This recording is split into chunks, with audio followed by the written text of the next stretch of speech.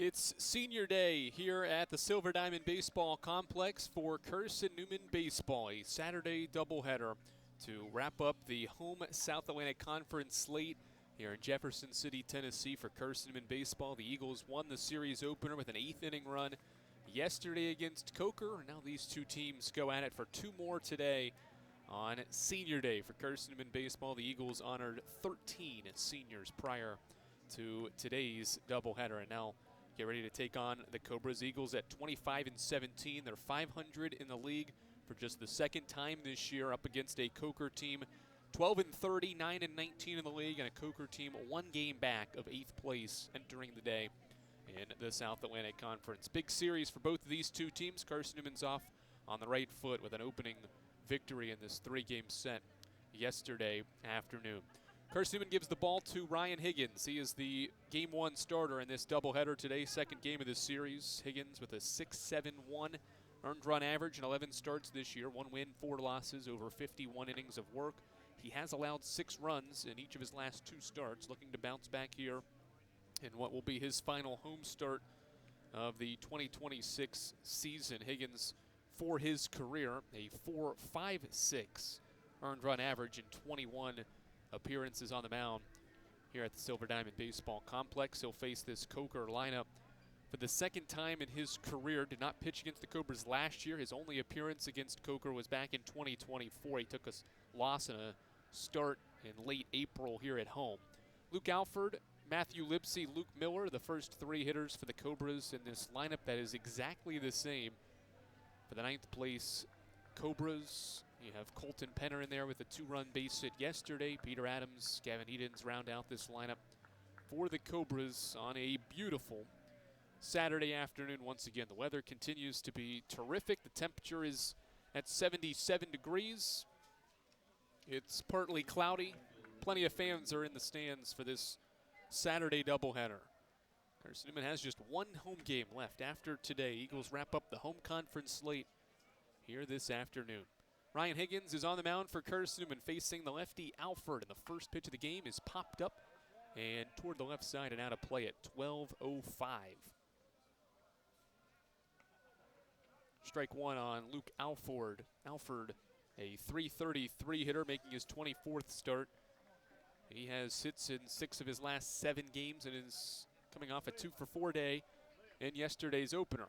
0-1 wind from Ryan Higgins, and his fastball in is a strike, and it's 0-2. Yesterday's theme was command.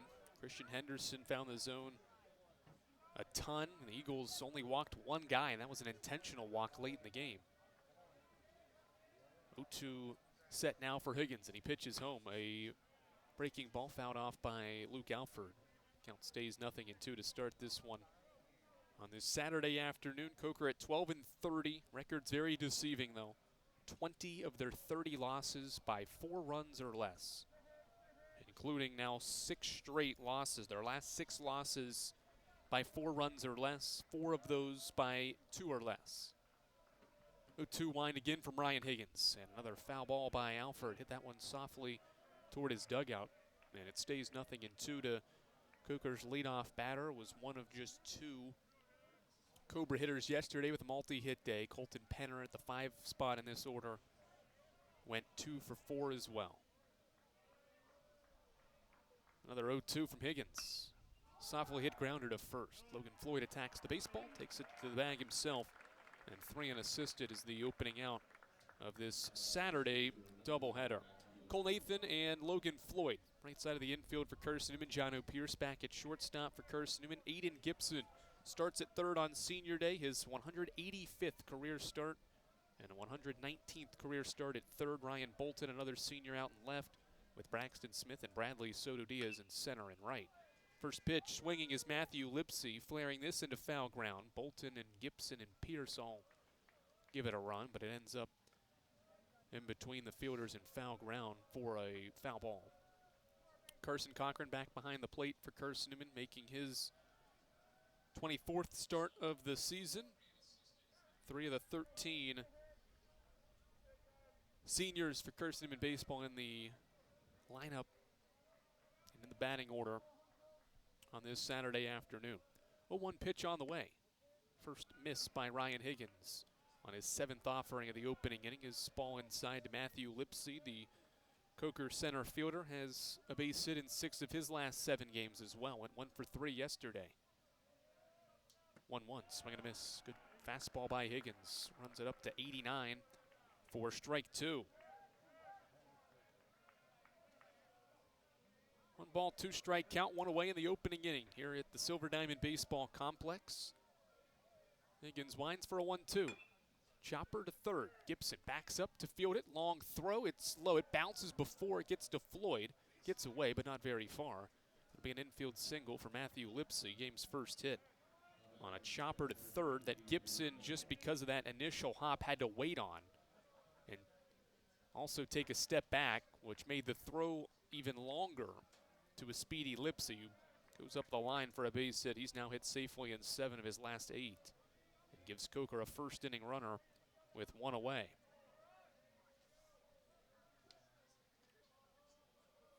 One out batter is Luke Miller, the 3-hitter. Had a 5-game hitting streak snapped yesterday. Went 0 for 4.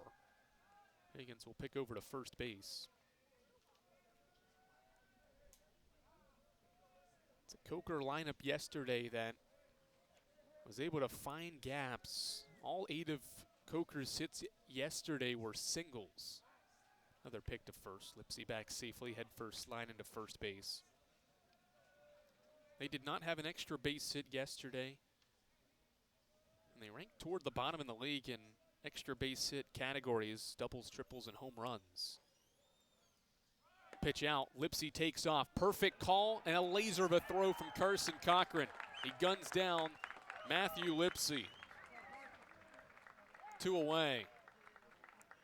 Perfect job by Carson-Newman. They execute the pitch out, and Cochran's throw was an absolute laser, and John O'Pierce had to wait on Lipsey.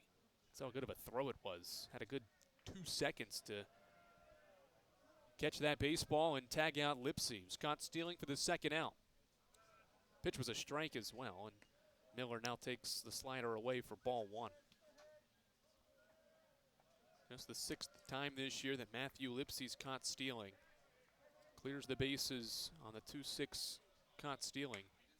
1-1, and it's a swing and a foul ball toward the right side for strike 2. 1-2 count, 2 away. Eagles trying to post a 1-2-3 inning here. Ryan Higgins on the mound for Carson-Newman, making his 2nd career start against these Cobras. 1-2 wide in the pitch home. Slider, flared foul as Miller throws his hands at that breaking ball away to stay alive.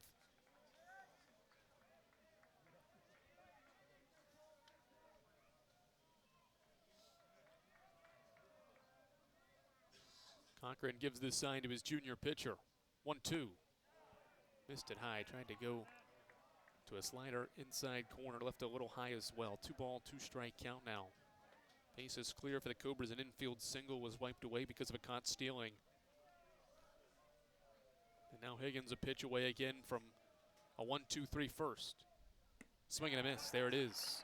Strikeout 45 for Ryan Higgins, completes a scoreless first inning. The caught stealing highlights a 1-2-3 first to start today's doubleheader. Eagles bat for the first time on the other side of this break on the Eagles Sports Network. When you're sick and tired of fast food and need a fresh home-cooked meal, turn to Lisa's Country Kitchen. Lisa's been cooking up her fresh, never-frozen food for the Lakeway area for more than 15 years. Lisa's cares about her customers. You may enter a stranger, but you'll leave a friend. From foot-long hot dogs to juicy steaks, Lisa's has the best food for the best prices. Lisa's Country Kitchen on Route 92 off Old Andrew Johnson Highway. The best food for the best prices. Serving East Tennessee for 40 years, Magaha Electric is the perfect choice for all your electrical projects. Magaha Electric specializes in commercial, retail, manufacturing, residential, and industrial contracting needs. Magaha Electric can provide superior service, technical know-how, and realistic budgeting for any size project in a timely, cost-effective manner. Visit MagahaElectric.com for all your electrical contracting needs. Magaha Electric, your East Tennessee electrical contracting source.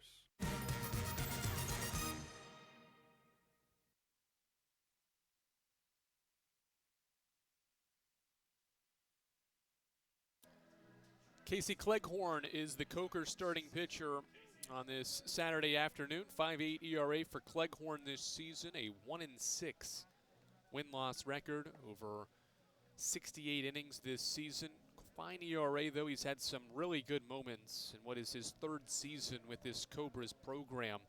He has posted 3 complete games, and they came all early in the year. In the first 5 starts or 6 starts of his season, they were 9-inning complete games as well. 2 of them have come in league play.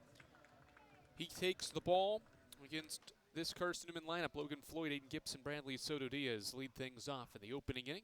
And Cleghorn misses outside for ball 1. This new look lineup for Carson-Newman's put Logan Floyd at the top, Tanner Kilgore the cleanup hitter, Cole Nathan, Braxton Smith hitting in the middle of the order as Floyd bounces one sharply to short. Routine play for Adams. It was hit right to him. And Floyd grounds out to start the game, or to start Carson-Newman's offensive day. On 2 pitches, 1 away now for Aiden Gibson.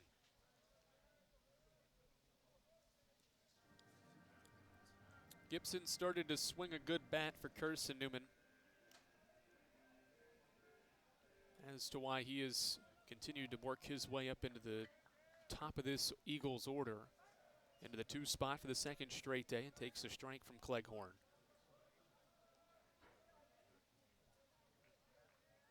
Batting average for Gibson at .286.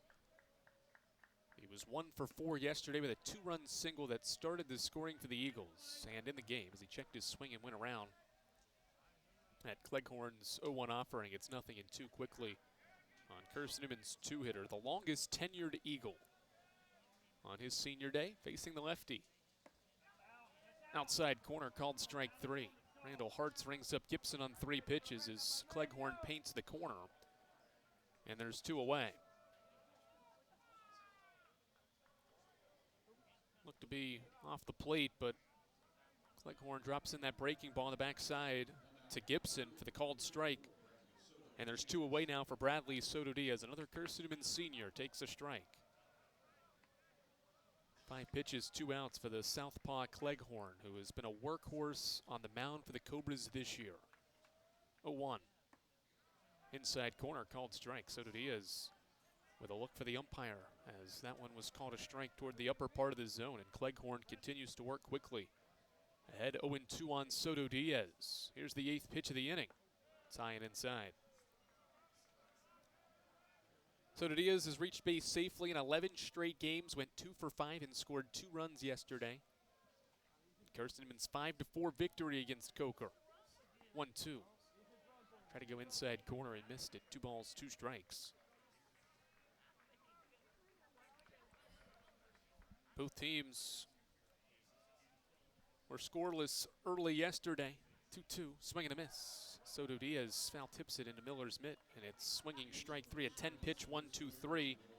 First inning for Casey Cleghorn. We're scoreless after 1. Cleghorn strikes out 2 Eagles in the first. We head to the second after this.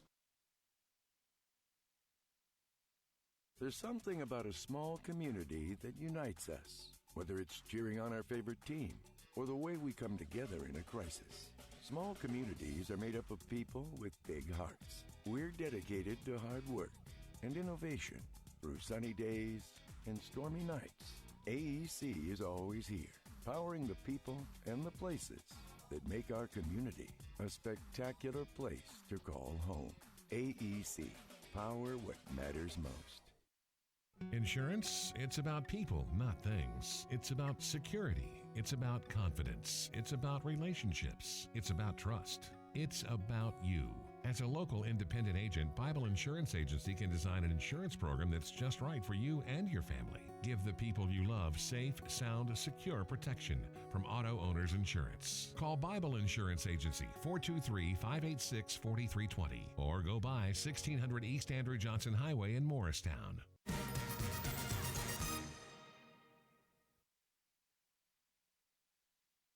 Ryan Higgins and Casey Cleghorn trade scoreless first innings. We head to the second. It'll be 4, 5, and 6.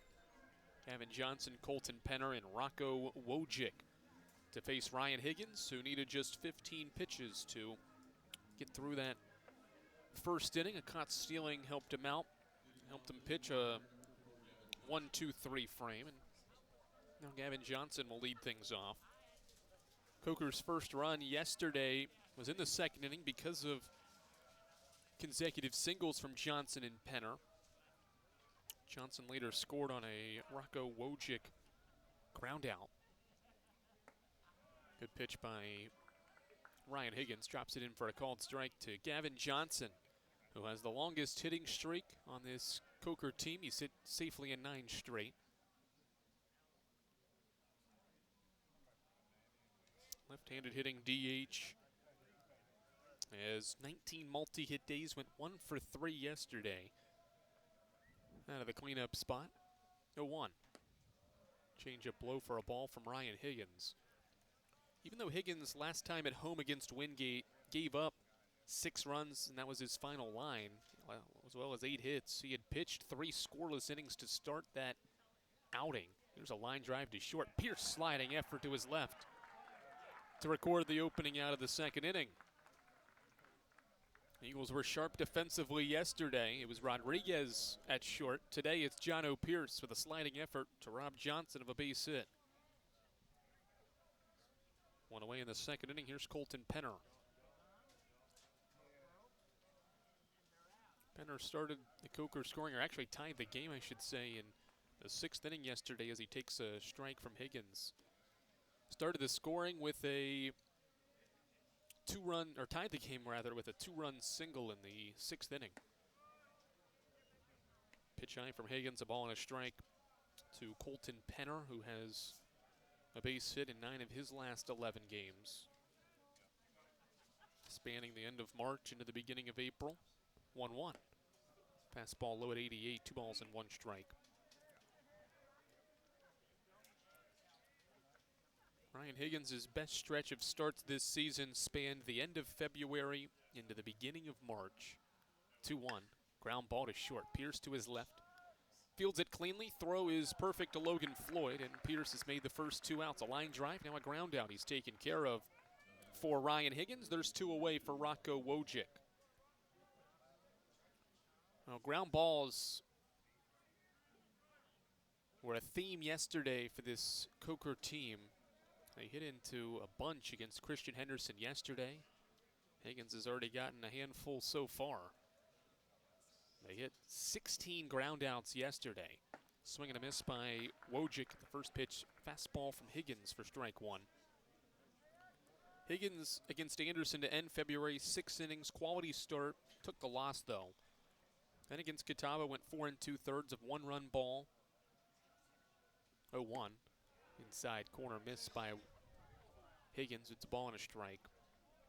And then after that start against Catawba, only allowing 1 run, he went 5 scoreless and got the victory against Emory and Henry in a March 13th start.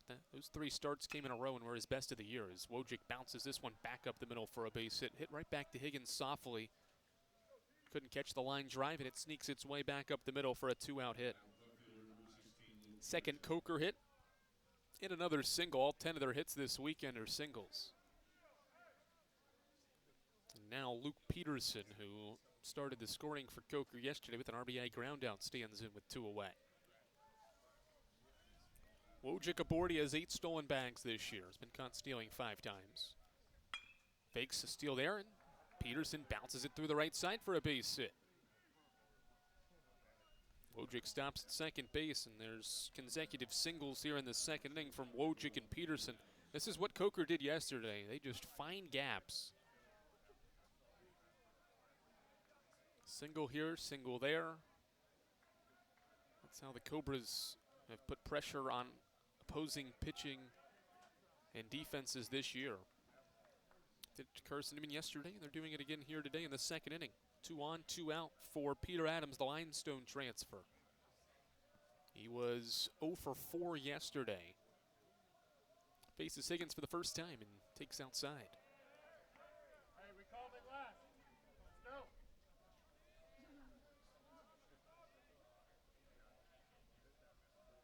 1 ball, no strikes. Wojcik Peterson aboard with 2 away.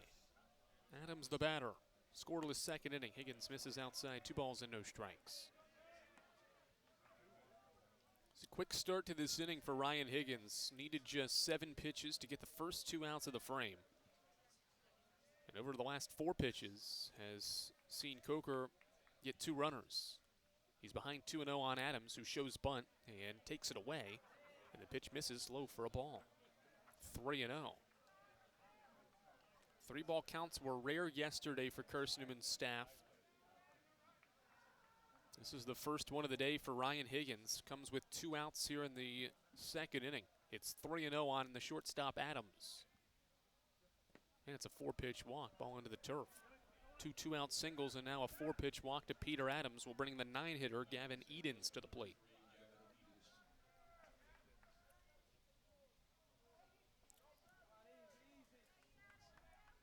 First true walk. The only walk by Carson-Newman's staff yesterday was an intentional walk. 4-pitch walk is low to the bases for the Cobras here in the second inning. For the second baseman, he shows bunt and pulls it back and takes a strike at 89.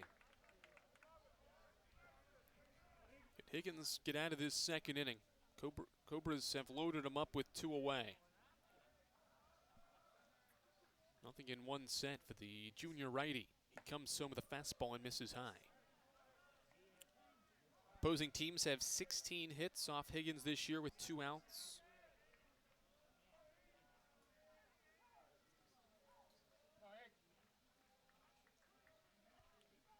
One. Called strike at the knees. 1-2 now. 2 strikes on Gavin Edens, who has 6 hits over his last 4. And was 1 for 3 out of the 9 spot yesterday. Batting with the bases loaded in a scoreless second inning. 1-2 on the way. Slider fouled off.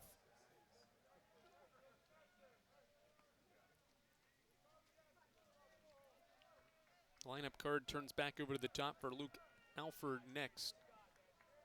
Another left-handed bat. Hoping to get an opportunity here. 1 ball, 2 strikes, 2 away. Bases loaded for Coker in the top of the second inning. Higgins comes home and Edens fights off a fastball.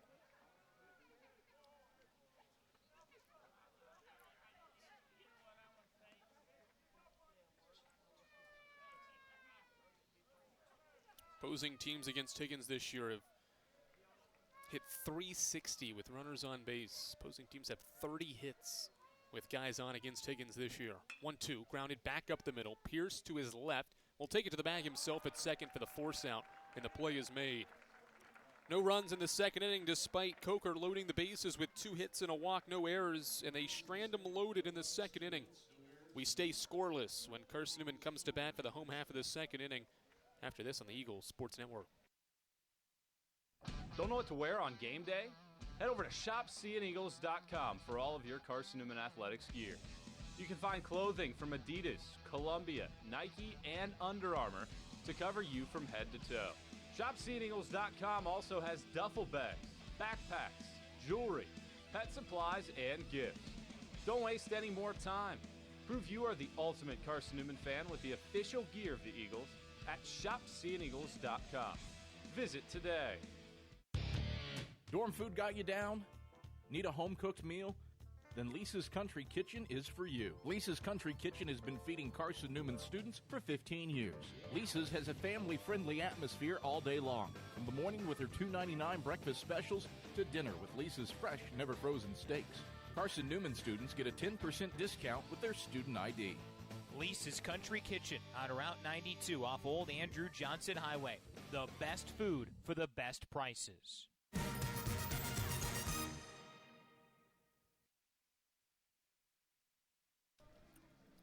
4, 5, and 6 will bat for the first time against Casey Cleghorn.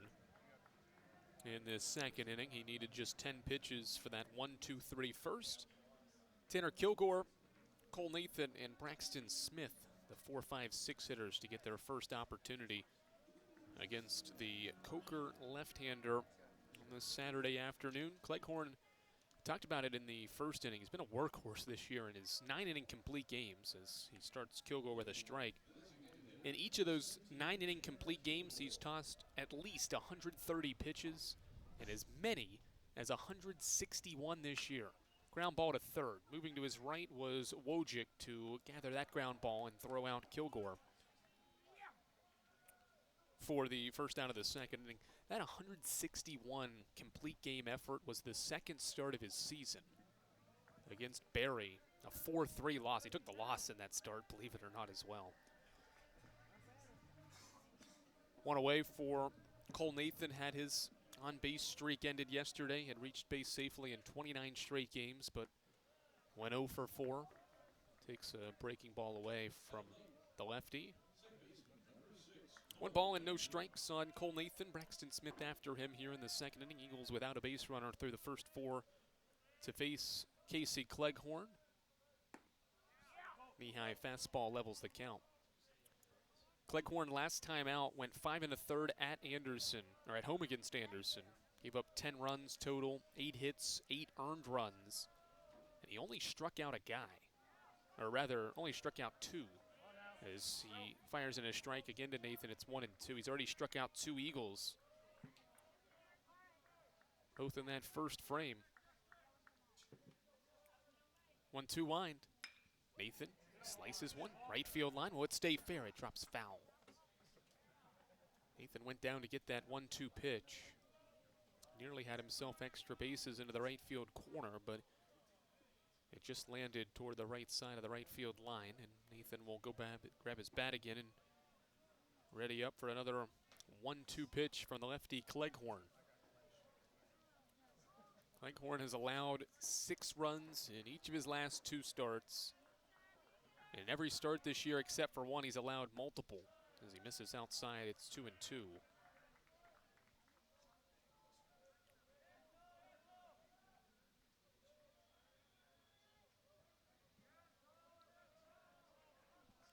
Two to Nathan. Ground ball back to the pitcher. He was ready for it. Nathan hit it 90 miles per hour, but it was right to Cleghorn, who was ready for that ground ball for the second out. 3 groundouts, 2 strikeouts for the first 5 outs recorded by Coker's lefty. 2 away for Braxton Smith. That's why pitchers are always taught to get into an athletic stance after you make that motion toward the mound so you can be ready to field a ground ball, hit as sharply as Nathan hit it. Smith shows bunt, takes it away, pitches a strike. Efficiency for Cleghorn right now as well. 19 pitches to record 5 outs so far. Here's his 0-1 wind, and the sidearm lefty misses low and away, 1-1.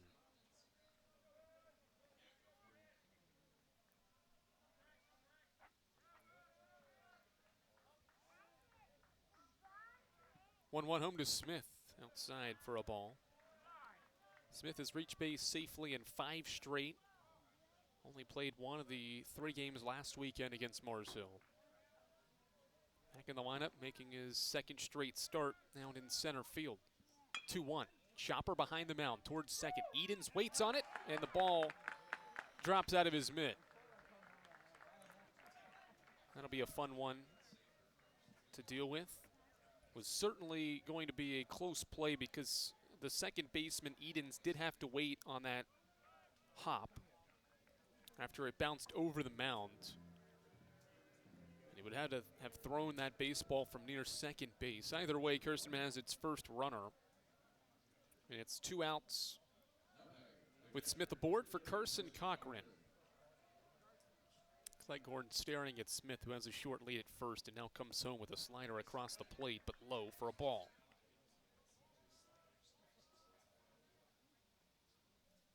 One ball, no strikes on Carson Cochran with a runner on with 2 away. Cochran hitting .360 in league play.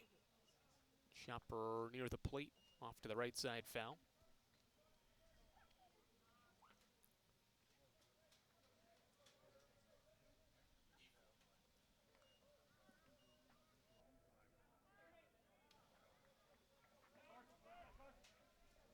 One ball, 1 strike on Cochran. Braxton Smith on base after Coker's 6th error already this weekend.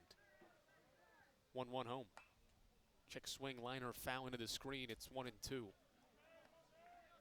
Cleghorn started against Carson-Newman last year. Only went 3 innings in the series opener, gave up 8 hits, 6 runs. Only one of those runs was earned. Struck out 2. It was Britton Adams that went 6 scoreless the rest of the way to win the game for the Cobras last year. 1-2, fastball away. It's an even count. Cleghorn struggled to find the zone.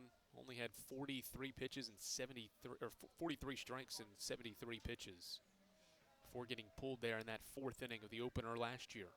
2-2. Missed away. It's 3-2.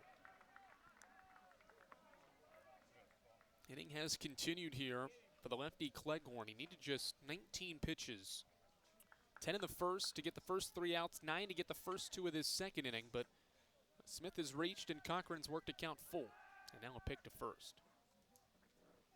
Southpaw's had to do some extra time here with that error that has continued this second frame.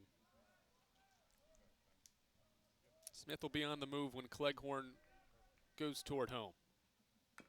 Smith takes off and Cochran stays alive.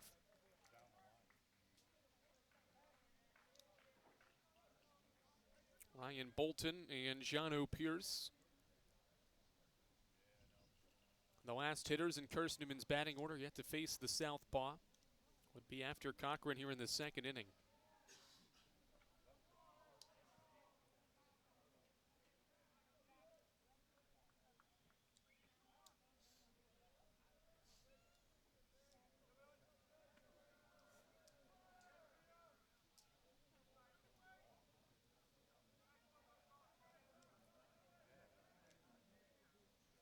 No score between the Eagles and Cobras. Carson-Newman has one on here with 2 away in the bottom of the second. Another 3-2. Another foul ball by Carson Cochran toward the first base dugout.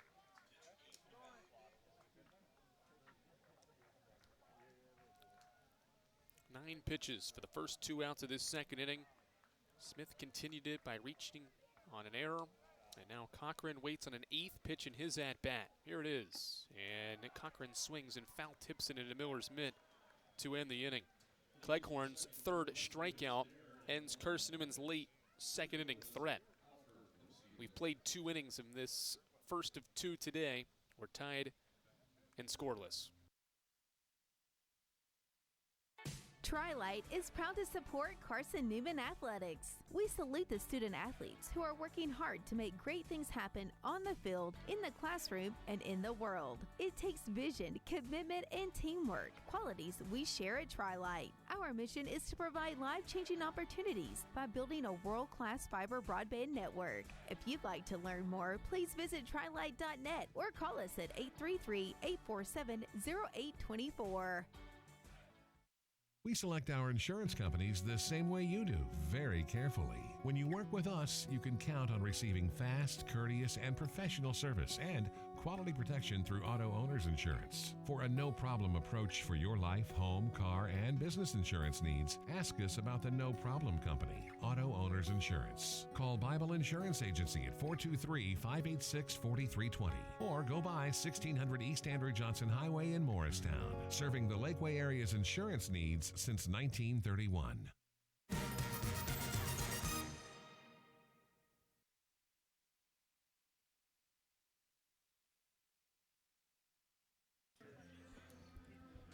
Ryan Higgins will navigate through this Coker batting lineup for the second time through. When we begin the top of the 3rd inning here on the Eagles Sports Network, we're scoreless. Both teams have had runners. Coker's had the best chance to score. They loaded the bases with 2 outs in the second, but came up empty. And that's why we stay scoreless. Eagles got a 2-out runner, but left Smith aboard. Teams have stranded a combined 4 runners so far as Higgins faces Luke Alford to begin the 3rd inning.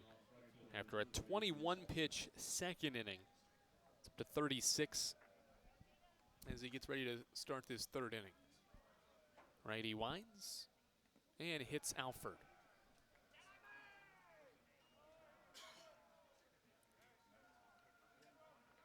First time a Carson-Newman pitcher this weekend has hit a Coker batter, and that's how the 3rd inning begins.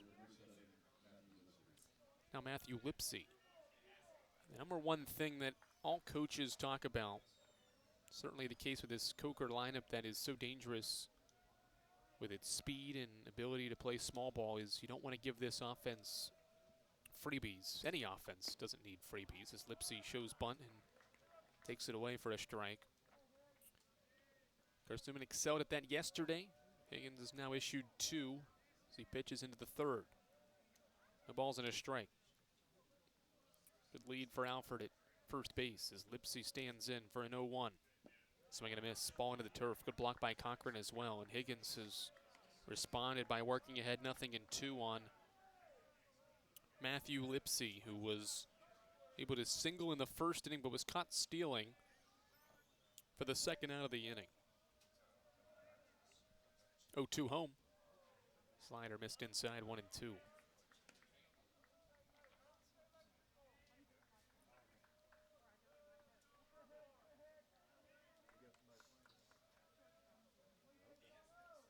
Scoreless 3rd. Coker has the leadoff man aboard. 1-2. Swing and a miss. Good change up away. Lipsy swings and misses. That's the second punch out for Ryan Higgins. And the first out of the 3rd. Now Luke Miller. Good pitch away. Change up initially on the inside corner and then went outside with it to ring up Lipsy. Now Luke Miller with 1 on and 1 out. Higgins will check on Alford. Alford this year has not been too much of a threat on the bases. Fakes a steal there as Higgins bounces one low for a ball. 1-0 on Miller. He is 0 for 5 this weekend after entering this series on a 5-game hitting streak. It's come up empty so far. 1-0 fouled back.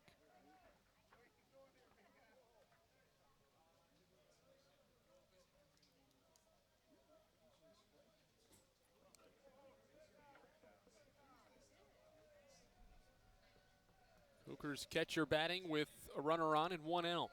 Cobras and Eagles scoreless here in the 3rd. Higgins sets for a 1-1. Swing and a miss. Miller behind the breaking ball, and it's strike 2.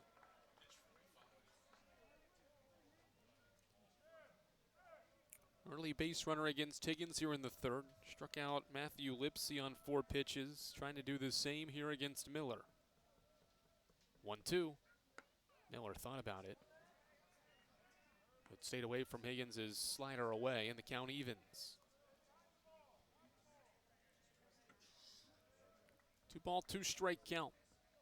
These two teams scored runs. It was a 2-1 game after 2 innings yesterday. Higgins goes with the high fastball and misses. It's now full at 3-2. Neither side able to score in the first 2 innings of this game.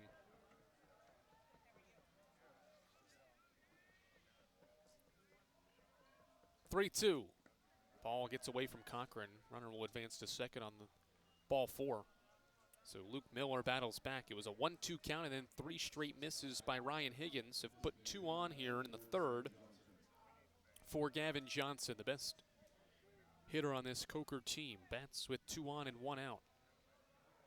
The only player on this Cobras team to have started in now all 43 games this year is Gavin Johnson, who stands in right now. First one. Good pitch from Higgins. It's a strike. Team high 61 hits for Gavin Johnson and 24 RBI. Added 1 to each to that total with his performance yesterday.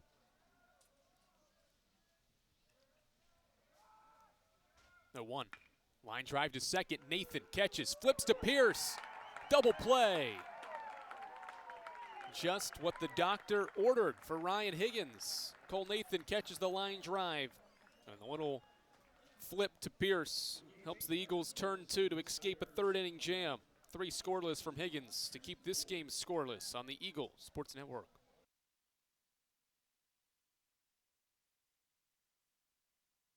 How do you know you're in a community, not just a town? Well, strangers smile as they walk by. They refill your coffee without you asking. And when you ask directions, people offer to walk you there. Communities give more. The way you know when you walk into First Bank that you are in a real community bank. Great products, direct access to your local bankers, and relationships that can last a lifetime. Don't just have an account, have a community with First Bank. Member FDIC. At InterDigital, we strive to be a leading provider of cutting-edge digital and marketing solutions. At InterDigital, we want to help our clients find success. Our team of technology gurus work together to ensure InterDigital continues to progress forward as technology advances. At InterDigital, we make technology work for you. Visit interdigital.com for IT support, web development, virtual tours, graphic design, internet marketing, mobile app, and film production services. InterDigital, laser focused on your success.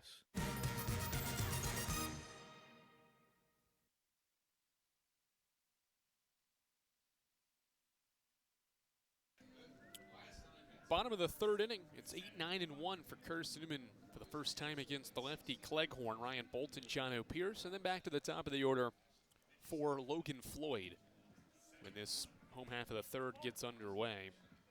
Before we get too deep into this Saturday doubleheader, it's worth mentioning the chaos that occurred in the South Atlantic Conference yesterday in the league. Carson-Newman's one-run game with Coker was pretty much the only normal game that occurred yesterday in the league. Mars Hill maintained sixth place with an 11-run victory over Emory and Henry, trailed 4-0 early, but run-rolled the Wasps 16-5 in the eighth. 1-0 to Bolton. He chops it to third. Wojcik backs up, leaps up to make the catch on the hop, and then throw to first to retire Bolton. Another ground out. That's the fourth ground out by Carson-Newman's offense so far, and there's one away for the nine-hitter Pierce.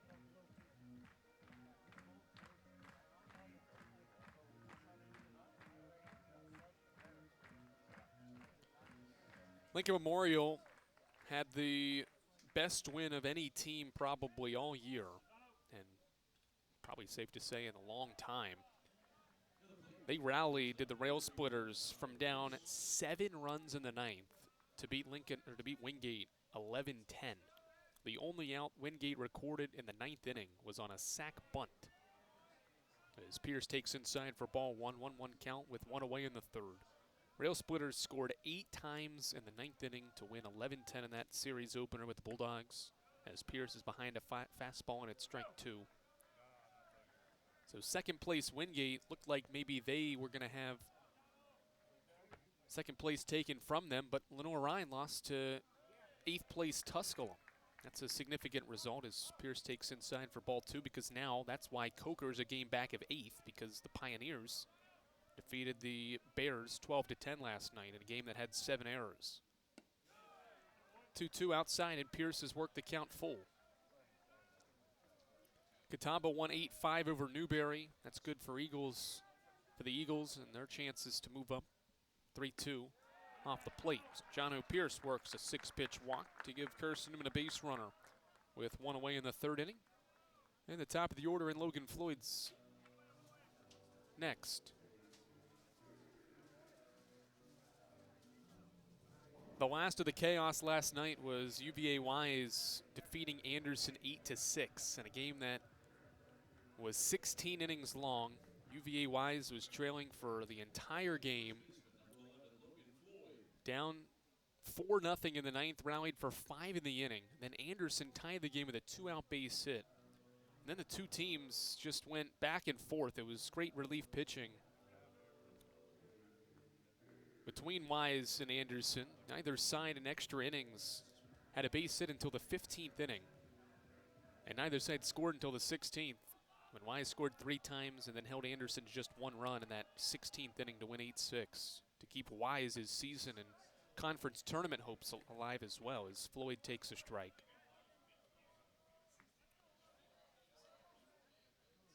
And so when it's all said and done, UVA Wise still holding on to some conference hope. The Cavaliers are 4 back of 8th as Floyd takes another strike.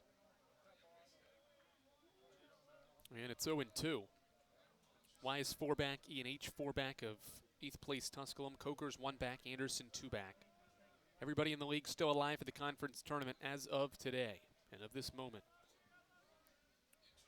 0-2 on Floyd, and he takes off the plate for a ball. Cleghorn has lived on the outside corner of the zone. It's gotten some calls so far. Floyd had to take one there as he stays into protect mode with a 1-2 count. Fights one off on an inside fastball to stay alive at 1-2.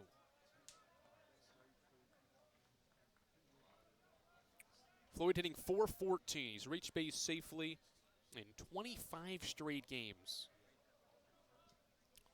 Also has a 7-game hitting streak.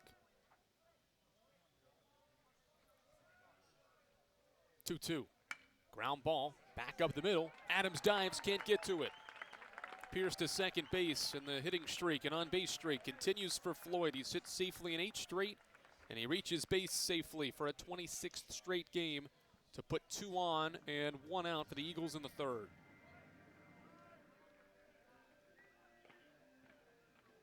Good effort by Peter Adams, the shortstop, but he was unable to track down that ground ball that Floyd is able to get back up the middle and into center field.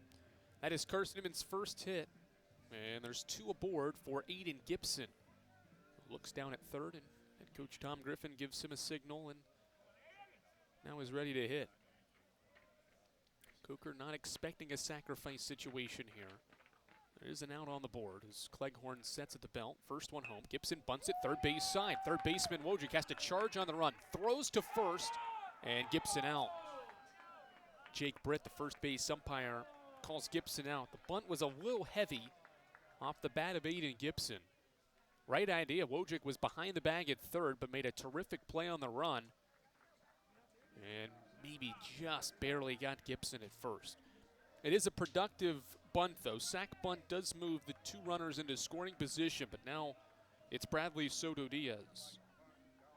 Floyd is second, Pierce to third. Eagles can start the scoring in the first game of the day with Soto Diaz, the senior, batting and lining the first pitch back to the screen, foul.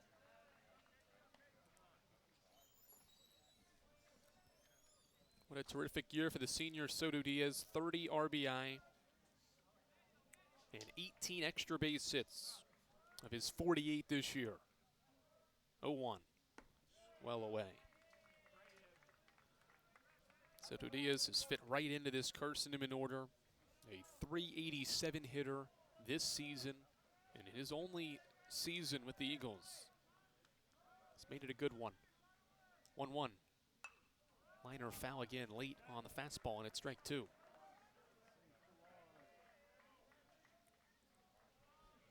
Carson-Newman scored its first runs in yesterday's series opener with 2 outs. The only runs they scored with 2 outs in yesterday's game. 1-2. Swing and a miss. Soto Diaz behind the fastball up. He struck out twice against Cleghorn, who puts up another 0. Eagles get traffic and get their best offensive chance to score, but come up empty. 3 scoreless from Ryan Higgins and Casey Cleghorn here in Jefferson City. Sure, we've been around a while, 171 years to be exact. We know the power of a liberal arts-based Christian education and the tremendous potential of what can be found on this campus, within this community. We are adventurers, dreamers, believers, passionate and compassionate, curious and clever, driven by a common purpose towards a common goal. I found my passion. I found purpose. We are Carson-Newman. What will you find?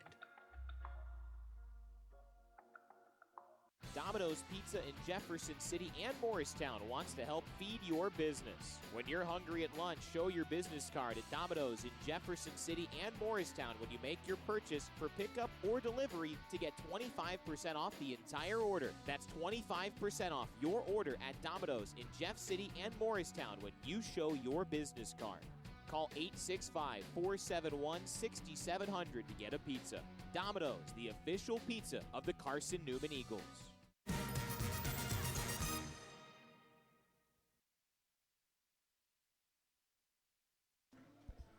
Good work from Ryan Higgins on the mound for Carson-Newman. Him and Casey Cleghorn trading zeros. It was a 13-pitch third inning that was scoreless from Higgins. He's thrown 49 for the day, 2 strikeouts, 2 walks, 3 hits. And now it goes to work in the 4th inning against 5, 6, and 7 of this Coker order. Colton Penner Rocco Wojcik and Luke Peterson.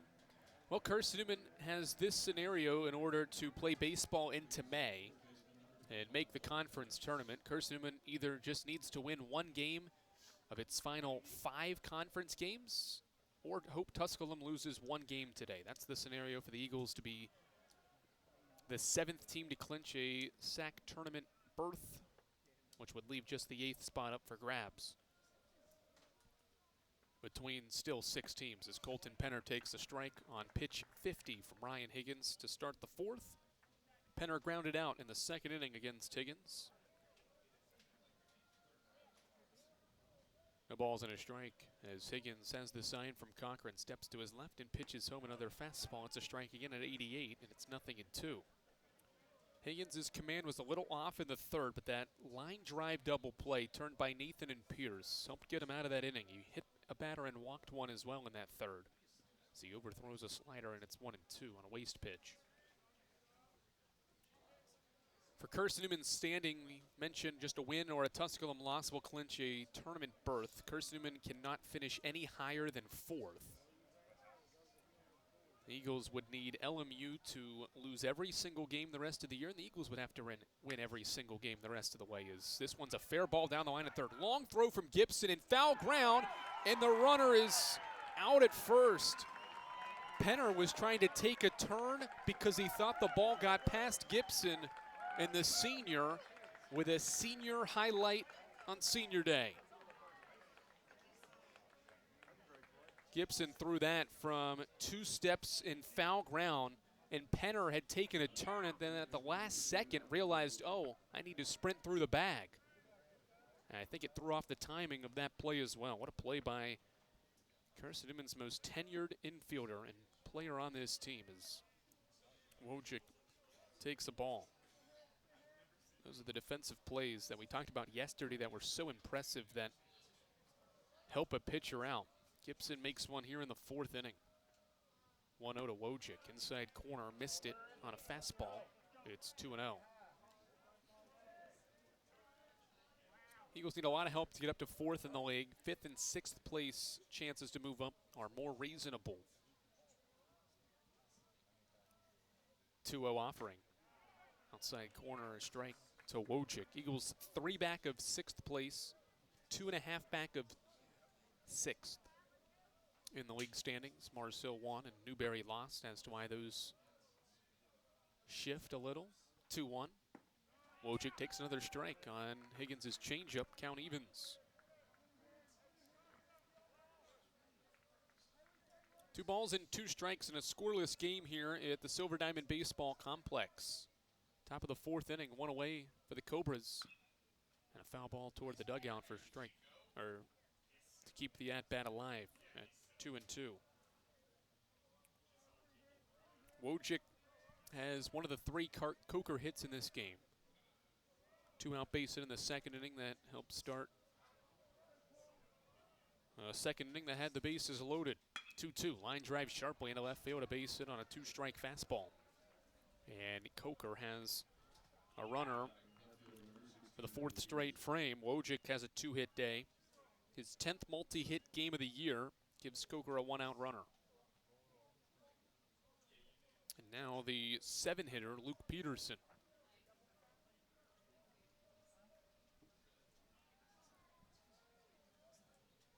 Peterson bats after he singled against Higgins in the 2nd. First pitch, 86 miles per hour on the gun for a strike.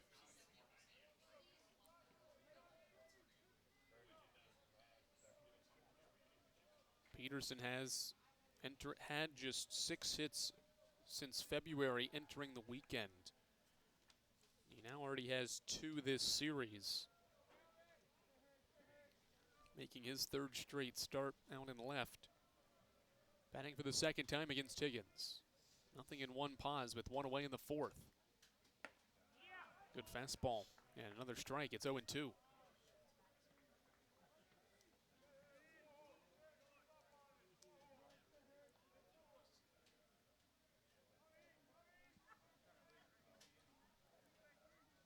Higgins ahead, 0-2 on Peterson here in the 4th. Runner on at first, and Higgins will check on Wojcik. These two teams, we talked about it yesterday because the game yesterday was so close and decided by a run. Nothing new between these two clubs over the last several seasons. 0-2 pitch out. Cochran fakes a throw to first. The last 10 meetings between these two teams have been decided by 4 runs or less. 1-2. Slider away, evens the count at 2 balls and 2 strikes. It's the bottom part of Coker's batting order that has given this offense some life. 3 of the 4 hits between Wojcik and Peterson. Wojcik the runner right now, Peterson the batter as Wojcik takes off. Pitches a ball, throw down to second. Safe the call at second base, and a good throw from Cochran, but Wojcik got a better jump and gets into scoring position on a pitch that was outside as well. There's an appeal on the checked swing, and the runner, or the hitter, did not go. Good slide as well by Wojcik to get that left hand around the tag. Count full. It was 0-2, and now it's 3-2. Higgins against Peterson with a runner in scoring position. Slider popped up into shallow right center. Smith and Soto Diaz converge. It is the senior Soto Diaz to make the catch, and there's 2 away. Good job by Higgins there. Doesn't lose that battle after working ahead on Peterson. Finds a way to get the second out, and now Peter Adams, the Coker hitter, with 2 away.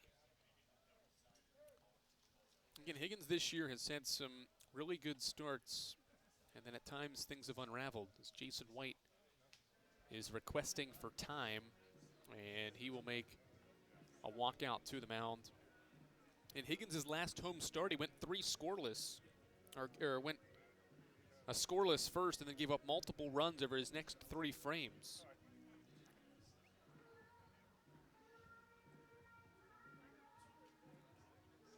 Against Tusculum, he had a clean first inning before he was hit around by the Pioneers and gave up 4 runs over the next 2 innings. His best start of the year in conference play, really, is when he went 6 2/3. Only gave up a run against LMU, and that run scored in the 7th inning. He had pitched 6 scoreless until walking in a run on a bases-loaded pitch in the 7th inning of that start, and then was pulled. Higgins seems to be finding his groove again here on the mound at the right time here in mid to late April, with the conference tournament around the corner and the regular season winding down. First pitch to Peter Adams after the mound visit is bounced in low and outside for a ball to Adams, who was walked in the 2nd inning. Adams has not seen a strike today. He's taken 5 balls.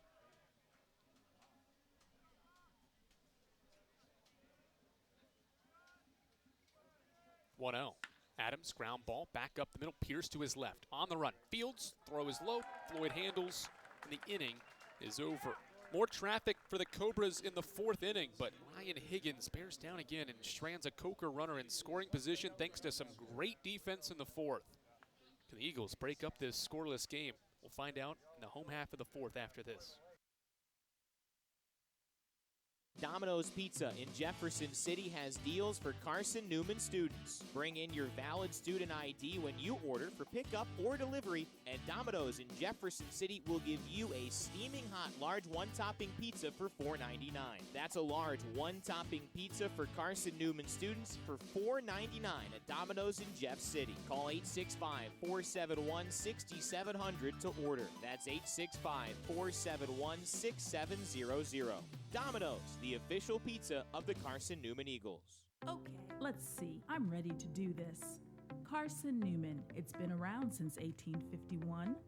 Lots of flexible online programs. Wow. World-class accredited academics. A faith and learning environment with professors who really care about me. A top 10 best value school. Carson-Newman gives $48 million a year in financial aid. This is the perfect place. I'm in.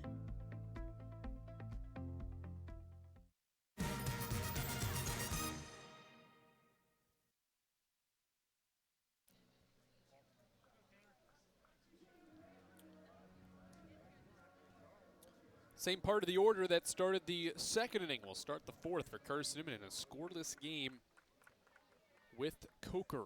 Tanner Kilgore leads off the fourth against Casey Cleghorn, whose first pitch of the inning misses high and away for ball number one. 3 scoreless from Cleghorn, who's facing Tanner Kilgore, who has a .327 average and has reached base safely and hit safely in 6 straight. Taking inside for ball 2. Cole Nathan, Braxton Smith to follow against Cleghorn, who struck out 4 Eagles in the 12 he's faced so far. Pitch 51's a strike to Kilgore. Kilgore has come alive at the right time. Again, missed a bunch of this season with an injury back in early February. He's worked his way back here at the right time of the year. As he hits one sharply, right on cue.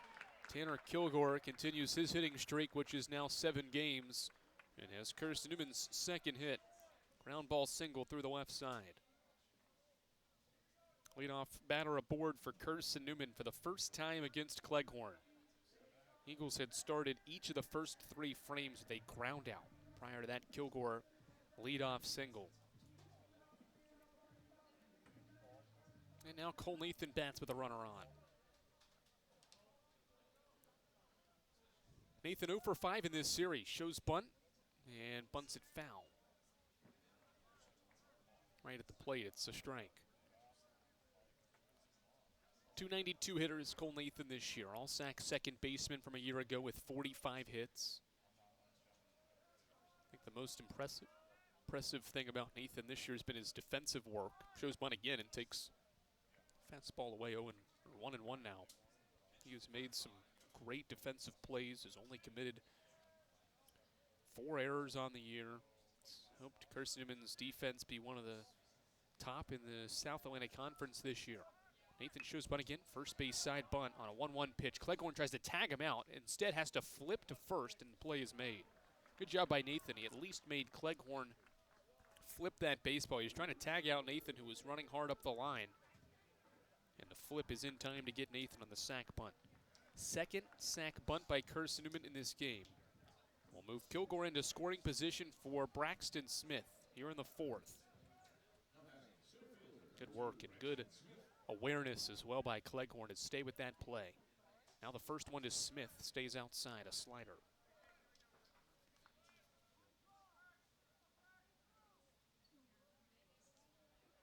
Eagles, the runner in scoring position with 1 away in a scoreless game here on the Eagles Sports Network. 1-0. Smith drives it high in the air to left. Peterson going back to the wall. He looks up, it hits off the wall.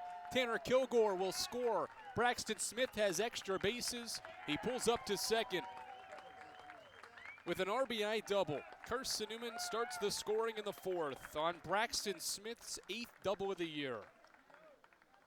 He got a breaking ball over the heart of the plate and drove it into left field and off the wall, and it's 1-0 Carson-Newman. The game's first extra base hit. Scores Tanner Kilgore. Really good swing by Smith, who's now reached basically in 6 straight, and he's got his 22nd RBI of the year. Eagles have the lead in the fourth as Cochran stands in and bounces one to second. Edens waits, plays it off the third hop, and throws out Cochran. Smith was moving on that pitch and got a wide turnaround third on that ground ball, but stays put there. It is the second out. Productive out gets the runner over with 2 away for Ryan Bolton.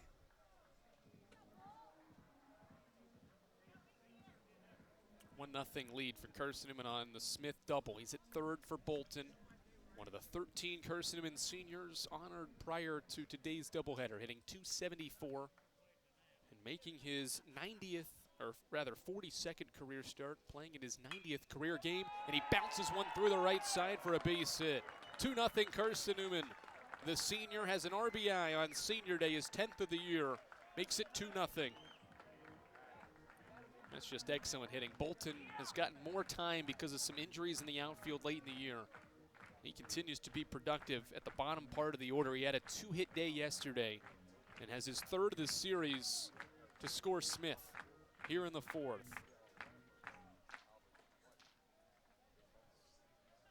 2-0, 2 away for John O'Pierce, and he swings and bounces the first pitch to third. Wojcik attacks the baseball, throw is a little high. Pierce slides into first safely.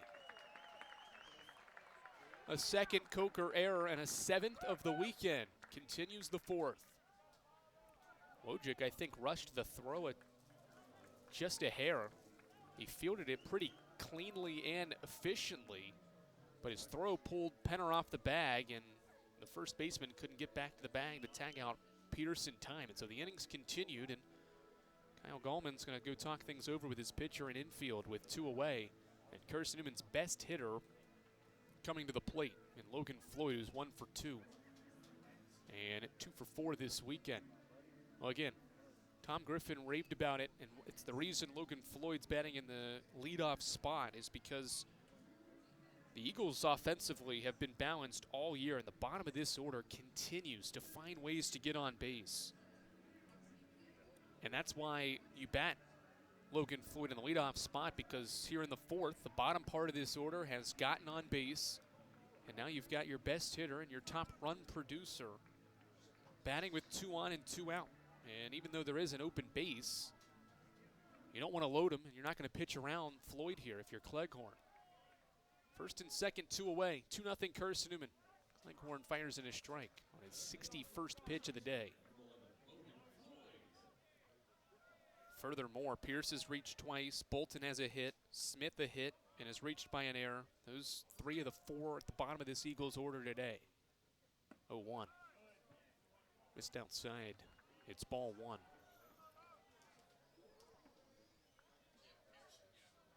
Two nothing game here on the Eagles Sports Network. Carson-Newman has 3 hits here in the 4th.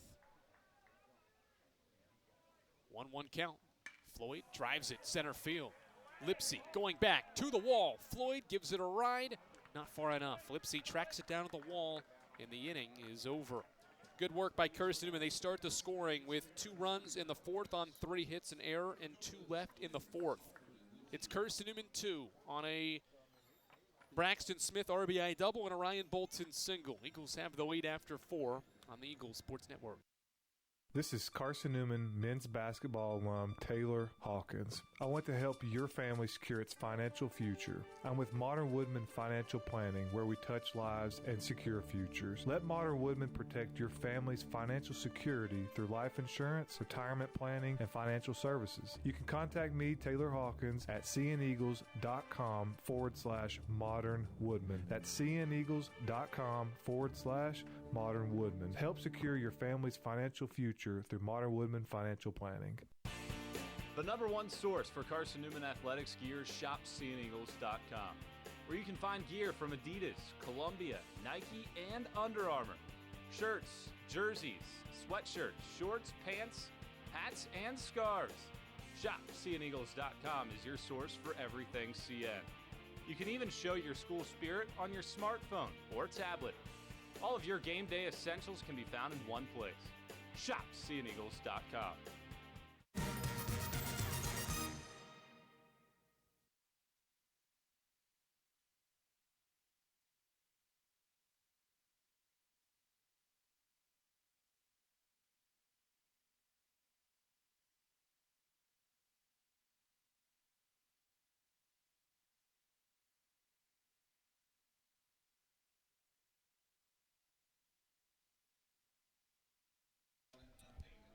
Carson-Newman 2 and Coker nothing as we get ready to start the 5th inning. Ryan Higgins goes to the mound with a lead for the first time today after a 2-run 4th for the Eagles.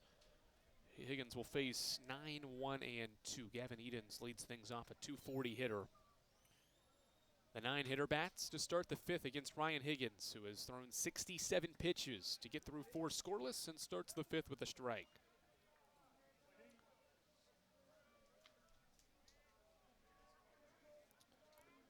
Nothing in 1 and a 2-0 game on Edens, who bounces 1 to short. Pierce to his left, plays it off the hops, throws to first, and it's a ground out. Back-to-back 6-3 ground outs spanning innings for Higgins on the mound, and there's 1 away in the 5th.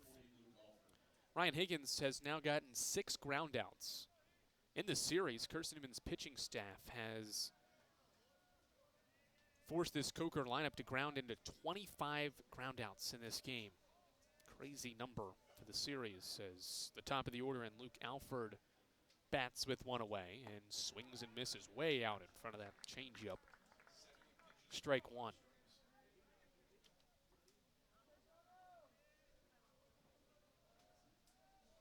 Higgins has retired Alford once, hit him in the third, got him to ground down in the first inning.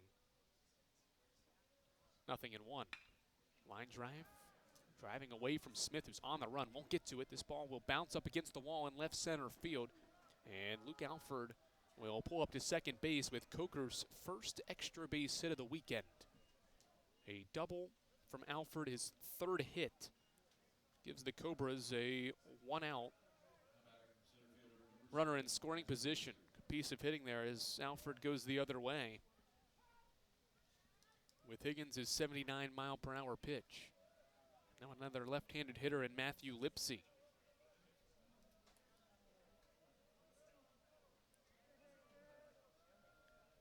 Nathan shades over to act like he's going to cover second, and now slides back over as Higgins pitches in a fastball that misses inside. Well, the theme that has hurt Higgins a little bit this year has been opponents' ability to reach early in innings. Opponents have reached base 48% of the time when they're the leadoff guy against Higgins this year as he misses low, and it's 2-0. In this game, Coker has only gotten one base hit, or has only got the leadoff guy to reach one time. That was a hit batter in the third. Higgins has not allowed a leadoff hit in this game. 2-0 pause, and now a pitch home to Lipsy's a strike. That was the theme in Higgins' start at Mars Hill. He gave up a leadoff base hit in each of the first 4 innings of that start. Has not been the case in this one, and that's a large part of why he's pitched 4 scoreless so far. 2-1 set for the junior. He comes home, and Lipsy fouls it back on a changeup at strike 2. Lipsy and Miller. Miller on deck, and then the cleanup batter Johnson here in the 5th for Coker, who has managed a runner in each inning against Higgins, but is yet to break through. 2-2 off the plate, and the count is full. 3-ball, 2-strike count. The Cobras have had multiple guys on base in 2 of the first 4 innings. They're a pitch away from doing it for the 3rd time in 5 innings. The payoff. Lipsy thought about it. He's rung up anyway. A delayed strike 3 call from Randall Hartz, but he rings up Lipsy looking for the 2nd out of the inning. I think Lipsy swung anyway, although Randall Hartz rung him up, I think, looking, based on the call that he made behind the plate. It's a strikeout for Higgins, the 3rd of the day, and the 2nd out of the 5th. Now Luke Miller, breaking ball inside corner, a strike at 78. 78 pitches for Ryan Higgins so far, facing Luke Miller for the 2nd time, or 3rd time rather. Struck him out in the 1st, walked him in the 3rd. Alford's in scoring position in the 5th with 2 away. Miller, line drive to 3rd. Gibson leaps up, can't make the play. It will roll all the way to the wall, and Coker has its first run of the day. Extra bases for Luke Miller, and the Coker deficit cut in half. It's 2-1. Coker's first 2 extra base hits have come here in the 5th off Ryan Higgins, and it's a 2-1 game. Miller with a 2-out base hit. And now Gavin Johnson. Miller took that first breaking ball and then swung at the 2nd one and was able to time it well to up it in down the left field line. Now the first one to Gavin Johnson is a fastball low. That was pitch 80 from Ryan Higgins. Trying to get through the 5th. And keep his team in front. 1-0. Breaking ball, a strike.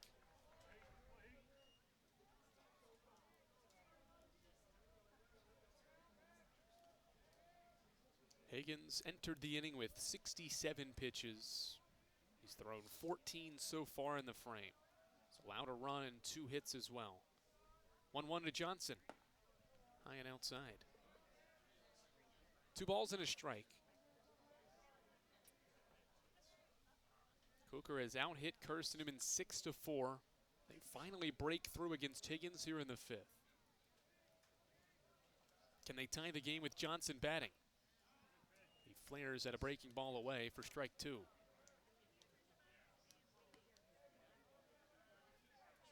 Johnson hit one hard in the 4th, or rather in the 3rd. Went right to Cole Nathan, who caught the line drive and then flipped to John O'Pierce for the double play at second. Johnson chokes up on his bat for a 2-2 pitch. Flared out towards center. Smith after it. He won't get to it. It drops in for a base hit. Miller rounding third. Here comes the throw to the plate. It's a good throw. Cochran applies the tag. Safe the call. Throw down to second base. Pierce tags. Johnson's out there. Coker's tied the game, though. A great throw from Braxton Smith. It took a second for Cochran to gather in the baseball, and Miller slid around the tag. We're tied at 2 after 4.5. Cobra's answer to tie us up as we head to the home half of the 5th.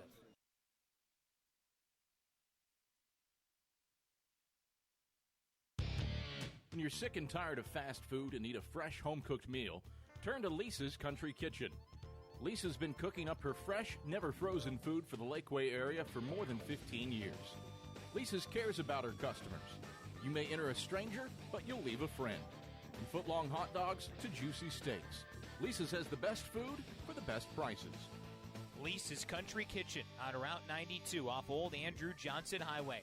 The best food for the best prices. Serving East Tennessee for 40 years, Magaha Electric is the perfect choice for all your electrical projects. Magaha Electric specializes in commercial, retail, manufacturing, residential, and industrial contracting needs. Magaha Electric can provide superior service, technical know-how, and realistic budgeting for any size project in a timely, cost-effective manner. Visit MagahaElectric.com for all your electrical contracting needs. Magaha Electric, your East Tennessee electrical contracting source.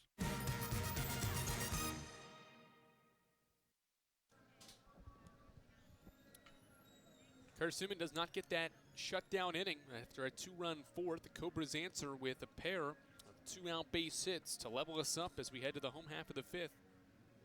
Here on the Eagle Sports Network, Aiden Gibson will start the inning for Carson-Newman against Casey Cleghorn, who has thrown 63 pitches to get through 4 innings of work. Ryan Higgins, a 15-pitch 5th inning, in which he allowed 3 hits and 2 runs. All right, Gibson, Soto Diaz, Tanner Kilgore for the Eagles against the lefty here in the 5th. Cleghorn has allowed 2 runs on 4 hits with 4 strikeouts so far. It misses outside for a ball to begin the inning. Carson-Newman this year 8-2 against left-handed starting pitchers. Pretty impressive mark over the last 11 seasons. The Eagles have 70 wins against left-handed pitching, 8 of those this year, as Gibson hits one high in the air to right. Softly hit. Alford is scanning the outfield to get into the right position to make the catch, and he does for the first out of the 5th inning. 1 away, and now Bradley Soto Diaz.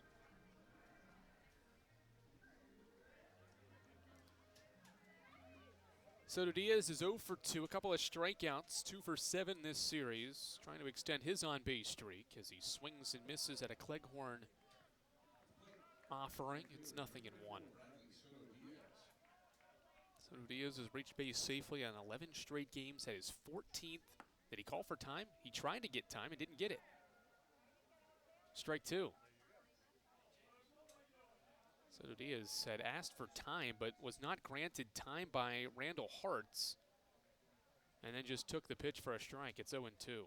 Cleghorn quickly back to work, misses high for a ball. 1-2 count.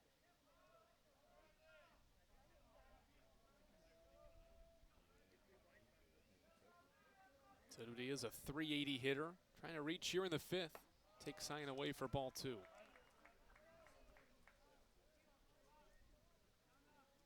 14 multi-hit days for Soto Diaz this year, 6 multi-RBI days Here's the 2-2. He drives it toward right center field. This is going to split the outfielders for a base hit. Alford cuts it off before it gets to the wall, and a strong throw in to second base will hold Soto Diaz to a long single. On base streak extends to 12 straight for Soto Diaz, and the Eagles have a one-out runner.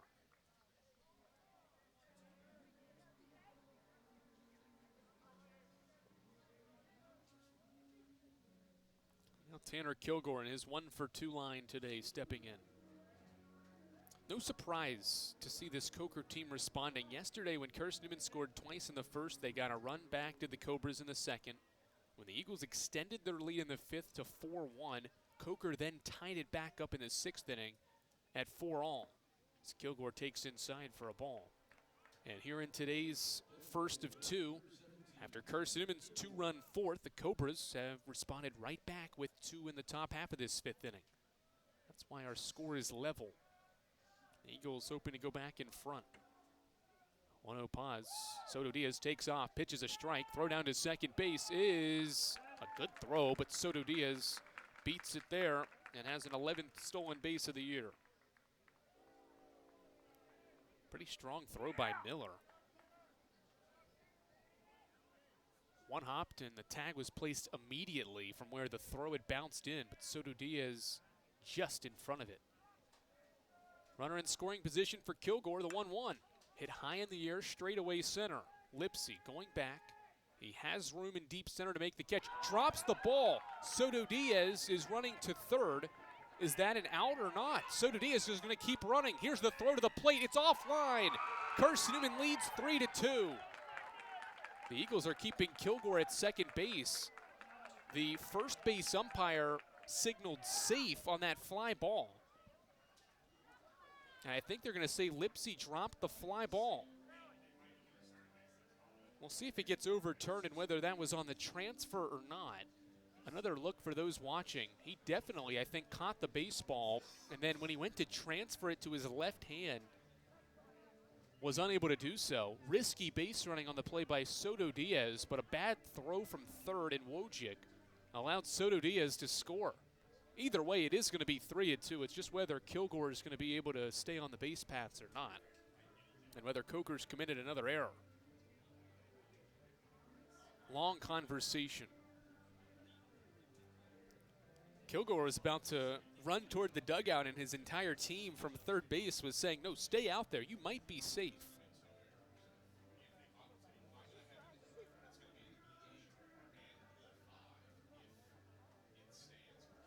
Long conversation between these three umpires. Cameron Haney, the third base umpire, carrying the conversation, and they are going to say the ball was not caught in center field.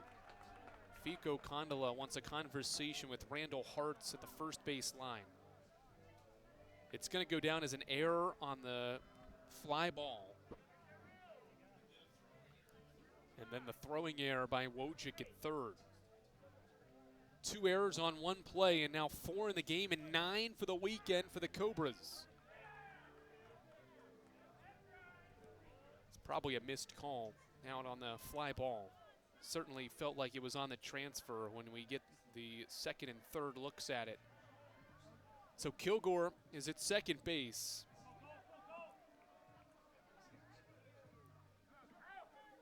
On the fielding error, and then advanced on another throwing error as well. He's at second base with one away for Cole Nathan. In a 3-2 game, Carson-Newman's back in front as Nathan takes a strike.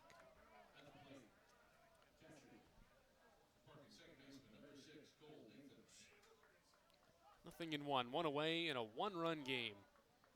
2 Coker errors in 1 inning as Nathan fouls one back, and it's strike 2. Defensively, the Cobras have let down their pitchers this weekend. And already, it's their most errors in a weekend series this year. They have committed now 14 errors in their last 4 games. 0-2 to Nathan's outside.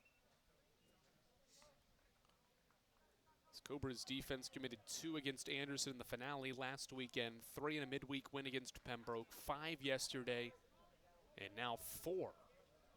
With still basically half of this first game of the day left to play. 1-2 set for Cleghorn.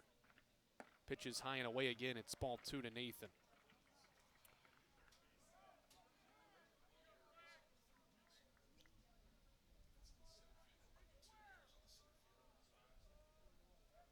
Two balls, 2 strikes, 1 away. It's the bottom of the 5th. Carson-Newman's back in front, 3-2. Kilgore at second, the 2-2 to Nathan. Stays outside. From 0-2 to 3-2.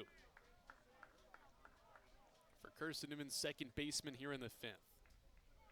Eagles watched the Cobras tie it at 2 with 2 out base hits in the top half of this 5th, and now Carson-Newman has jumped back in front because of 2 Coker errors. Payoff home, high, ball 4. Inning continues. 1 out walk puts 2 aboard for Braxton Smith. Well, again, it's so interesting to watch how elite defensive plays can help a pitcher and give them confidence on the mound, but then how errors and miscues from the defense at the same time can affect a pitcher on the mound. The best of the best can pitch through it. Can Cleghorn find a way to get out of this 5th inning as he misses low and inside? He's missed with 5 straight offerings to the plate. Can the lefty bear down after his 80th pitch? His catcher, Luke Miller, will jog out and talk with him. Trying to keep this game within striking distance for a Coker team, a game back of 8th place. Counting this game, there's just 5 left in league play. And certainly a pivotal series awaits next weekend when, at the current moment, 9th place Coker hosts 8th place Tusculum. That can change based on today's results, but either way, it's going to be a significant series. 1 ball, no strikes. Smith takes a strike. Fastball across the plate at 85.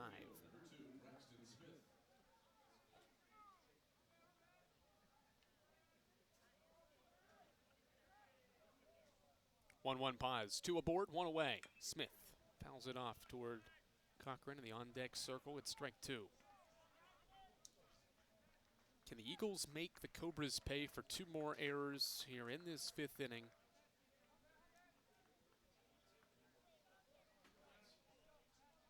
Eagles have already gotten 1 across. 1-2. Check swing. Smith stayed away. It's 2-2. Cleghorn went to the high heater.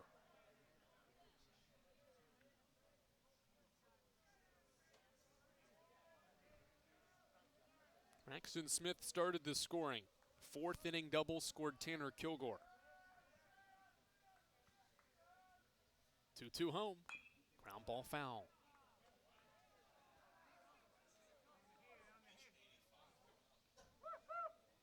Kilgore out at second base. Nathan's there at first. More opportunities for Smith to drive in runs. He's 1 for 2 in the game. Works the count to 2-2, and now 3-2. Some great at-bats here from Carson-Newman against Casey Cleghorn in this 5th inning. Soto Diaz with a 2-2 single. Cole Nathan just drew a 7-pitch walk, and now Smith bats with a 3-2 count. Here it is, and Smith drives it to third sharply off Wojcik's glove into left field. Kilgore rounding third, he will score. Smith hustling to second base. He slides in safely. Here comes Nathan to the plate. Coker had no idea. Nathan all the way from first. Scores on Braxton Smith's second hit. The Eagles lead 5-2. How about the base running on display there from Carson-Newman? Kilgore scores on that sharply hit grounder to third. And then Nathan never stopped running as Smith advanced to second. And Gavin Edens, had no idea Nathan was headed home. 2-run double for Smith on a ball hit to the left side of the infield as Cochran takes a ball high. 5-2, and how about the day from Smith? 3 runs batted in to extend the Eagles' advantage. His second double as well. 1-0 set for Cleghorn. And Cochran bounces one back to Wojcik. He'll make this play. Low throw, but Penner digs it out. And there's 2 away. Smith stays at second base on that ground out. two-out batter is Ryan Bolton. He had a two-out single back in that two-run fourth that scored Smith. 5-2 game. All the runs in this game have been in the last 3 half innings. Two-run fourth for Carson-Newman. Coker tied the game with a two-run fifth. The Eagles have taken the lead back with a three-run bottom half of the fifth. And Bolton will try to continue it. Cleghorn's first to the left fielder is inside and low. 89 pitches for Casey Cleghorn. He had thrown just 19 to get the first 5 outs of this game. But to get the last 9, he has had to throw 80. 1-0. Slider breaks toward the plate. Bolton swings and fouls it back. 3-hit weekend so far for Ryan Bolton, whose batting average is creeping up near 300 again. Hitting .286. Yeah, hitting .360 with runners in scoring position. That's the scenario here. 1-1. Pitch well outside. Smith getting a really extended secondary lead when Cleghorn comes home. Doesn't need to worry about taking third because a base hit with 2 outs should score the speedy Smith. He'll be moving on all contact. As Cleghorn comes set at the belt for a 2-1. Bolton late swing, fouls it off. It's 2-2.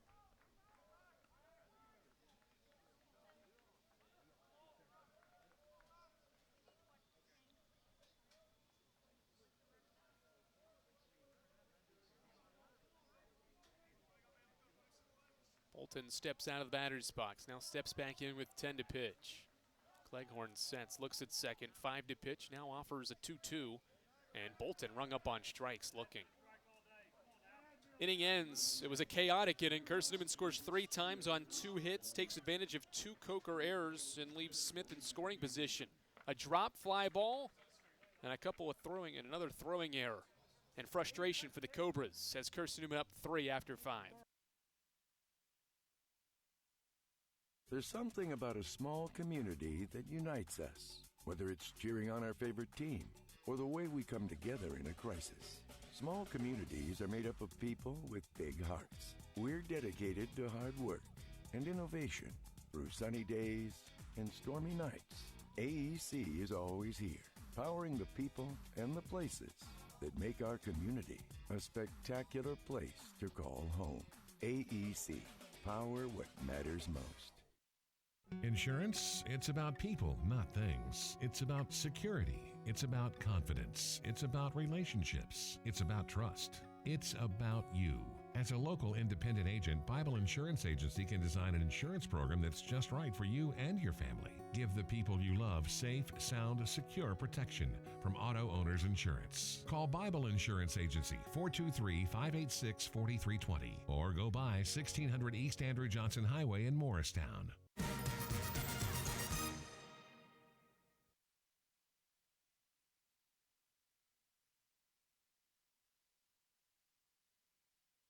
Carson-Newman turns to the bullpen for the final 12 outs of this first game of the day, Saturday Senior Day doubleheader for Carson-Newman baseball. The Eagles are up 5-2 and give the ball to Kyle Adams, who has not pitched in the last 11 days. Adams warming up prior to an 11th appearance of his redshirt freshman season. 9 2/3 innings for Adams this year, a 5.59 earned run average, 2 wins and a loss, 3 saves. With 8 strikeouts, he goes to work against the 5, 6, and 7 hitters. Colton Penner, Rocco Wojcik, and Luke Peterson, the batters for Coker in the 6th inning after Carson-Newman has scored 3 runs. Can the Eagles get a shutdown inning? That's the goal here in a 3-run game in the 6th inning. Coker has scored all but once in this series when Carson-Newman has. After the Eagles have scored, Cobras have responded all but 1 time.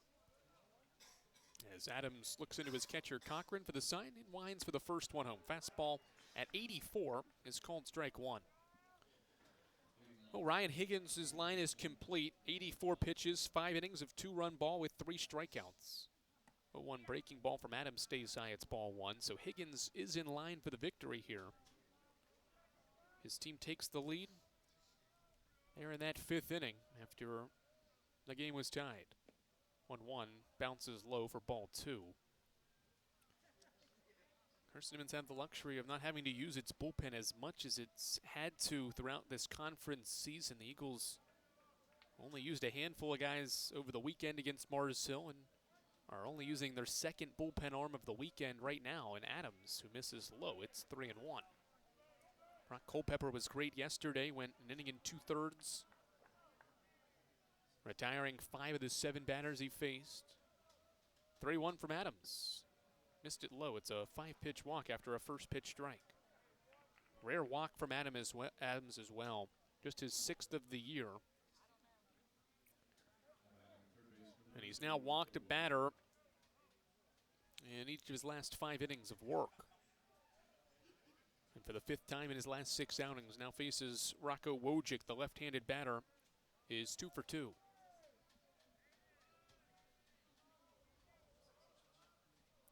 Short lead for Penner as Wojcik shows bunt, pulls it back, and takes a strike. Adams a good matchup, I think, for this Coker lineup.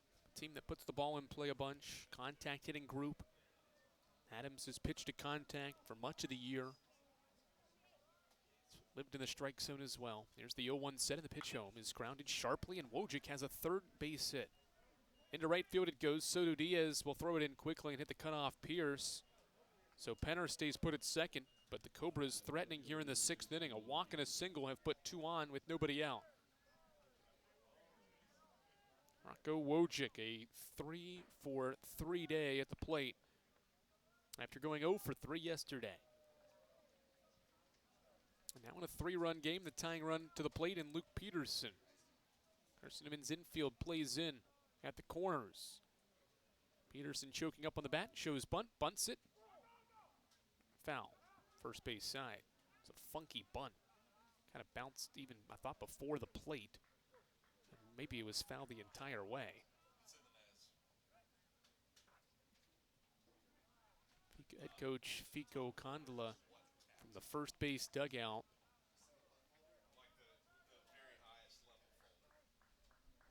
Gives his runners and batter signals, and now it's an 0-1 count.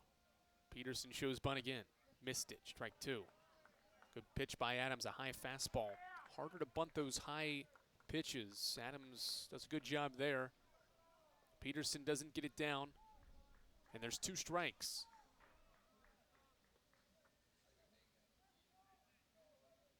Carson-Newman's infield at first. Floyd stays in. Gibson backs up for 2 strikes on Peterson. He won't bunt this time, and he bounces one foul up the first base side. Eagles thought maybe the bunt would stay on. Floyd stayed close in. Gibson backed up. And the count stays 0-2. Peterson swung away at the 0-2 offering. Floyd now playing even, and now just behind the runner at first.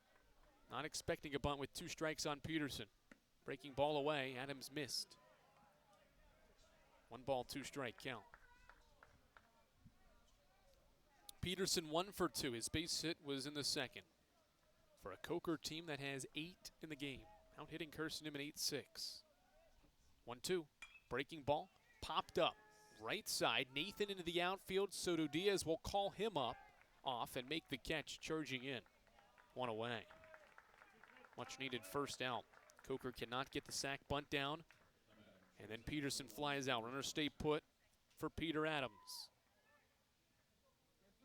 Time called by Carson-Newman, and head coach Tom Griffin will walk out and talk with his redshirt freshman Adams on the mound here in this 6th inning with 2 on and 1 out. Again, no surprise to see these 2 teams playing some competitive baseball. Coker has lost 30 games this year. 20 of them are by 4 runs or less. Carson-Newman has been pretty much the same way. Eagles have lost 12 of their 17 by 4 runs or less.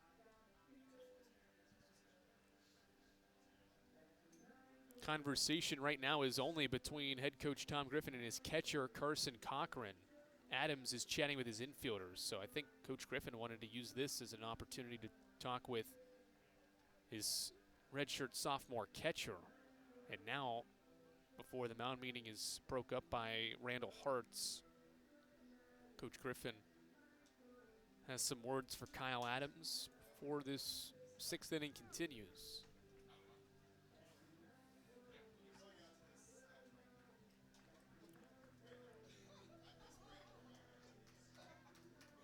First and second, one away.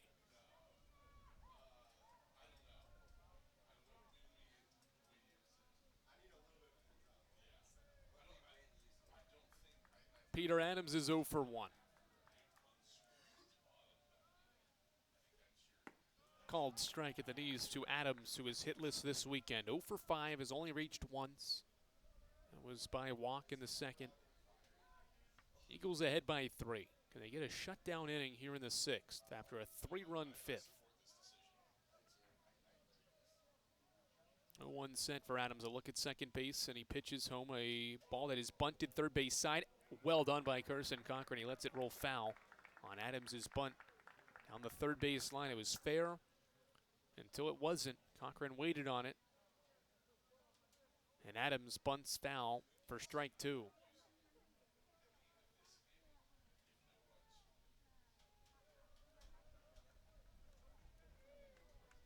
This is the 8-hitter Adams. Had a 4-game hitting streak snapped yesterday. Can he come through for his Coker Cobras here in the 6th inning? His first season. 0-2 set for Adams. Fastball softly hit into center field, a base hit. Smith has it. Stop sign goes up at third. Another good throw by Smith. Keeps the runners just up a station. Bases loaded, 1 out for Gavin Edens. Good 2-strike hit by Peter Adams, his first of the weekend. They're loaded up for Gavin Edens now, the 9-hitter. Both of these teams have turned some timely double plays. Carson-Newman got a double play with runners on first and second in the third to escape a bases-loaded jam. Higgins got out of a bases-loaded jam in the second by getting a fielder's choice. How can Adams get out of this 6th inning?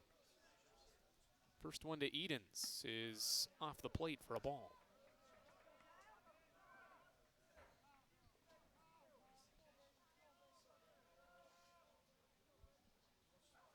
Edens 0 for 2.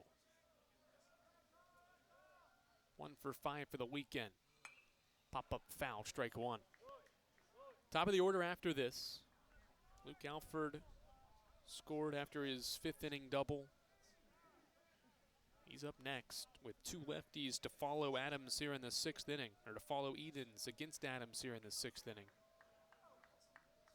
Tying run on base for the Cobras. Bases loaded, 1-1. Popped up foul softly into the seats.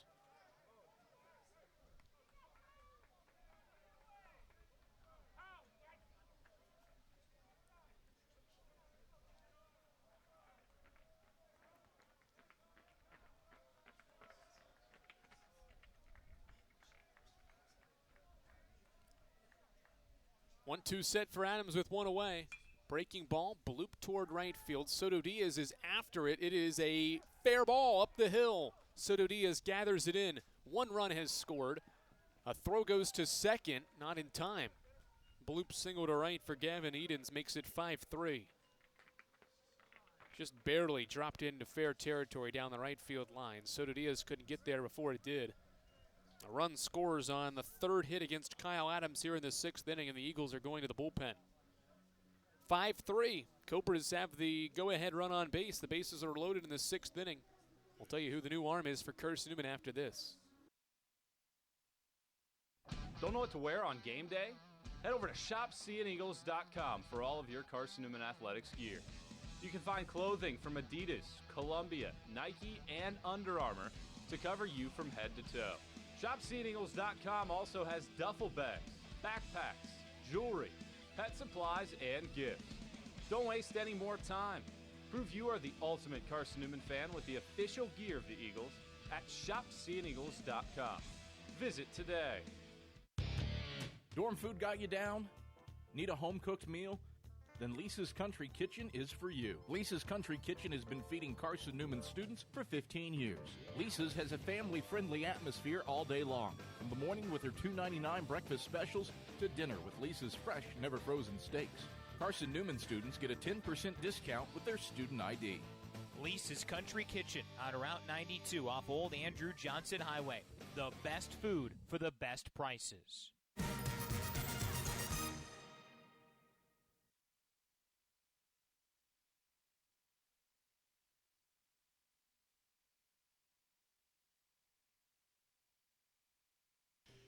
Brock Culpepper called upon again for Carson-Newman. He pitched an inning and two-thirds scoreless yesterday, 33 pitches. And head coach Tom Griffin turns to him again with the bases loaded and one out in this sixth inning. He'll face Luke Alford in this two-run game. Culpepper warming up prior to a 20th appearance of his senior season. 36 and a third innings for Brock Culpepper, a 4.9 earned run average, with 29 strikeouts this season. Culpepper to the mound for Carson-Newman in a two-run game with the bases loaded. And the top of the order, and Luke Alford, the batter. Culpepper was able to get things taken care of for Carson-Newman yesterday. He faced Alford and singled, did the Coker right fielder. First pitch swinging, he's out in front of the slider for strike one. Culpepper faced the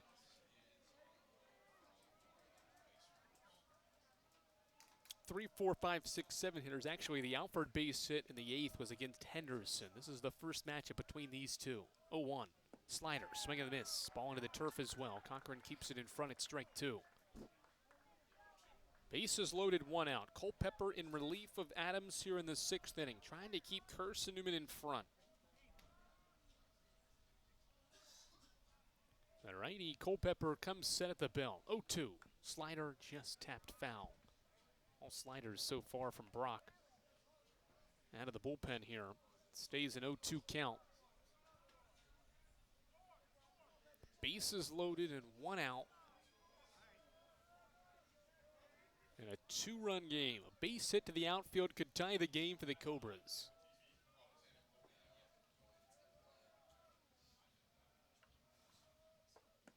Fastball away. A ball and two strikes now. Alford, a 337 hitter. 1 for 2 in the game. He doubled last inning against Ryan Higgins. Later scored on Luke Miller's double. The 1-2 pitch. Breaking ball. Hits softly to Culpepper. He will go to first base. Flips it, and the play is made. Culpepper thought about coming home, but elected to go to first to get the out. Coker within a run on the RBI ground out from Alford, his 26th of the year. It would have been a close play. It was a forced play opportunity, but Culpepper went to first. Probably the safer play for the second out. And now the two-hitter Matthew Lipsy with Adams at third and Edens at second. After Wojcik scored. 5-4 game. Can Culpepper keep the Eagles in front? First one to Lipsy is outside for a ball. Matthew Lipsy is 1 for 3. A couple of strikeouts against Higgins in the third and fifth innings. He singled in the first. Batting with two in scoring position. 1-0. Fastball, a strike.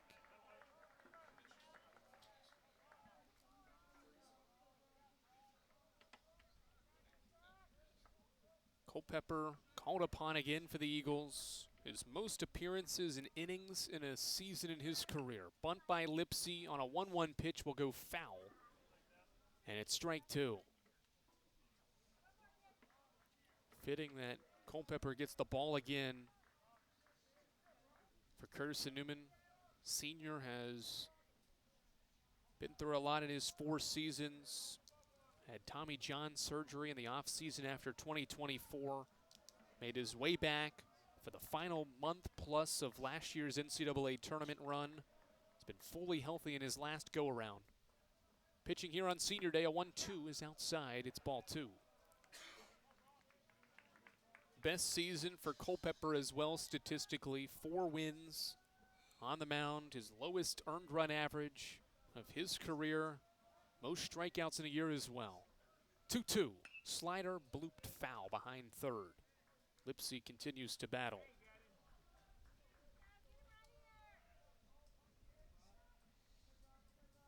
Two of his, or I guess now 3 of his 4 wins this year have been scoreless outings out of the bullpen in conference play. Trying to keep his team in front here in the 6th. 2-2 again. Lipsy softly to second. Nathan waits, fields it, low throw. Floyd scoops it out of the turf. Good work by Floyd at first base. Nathan had to rush the throw because of the speed of Lipsy, and Floyd at first with a nice dig to end the 6th inning. Culpepper escapes the jam and keeps Carson-Newman up a run on the Eagles Sports Network.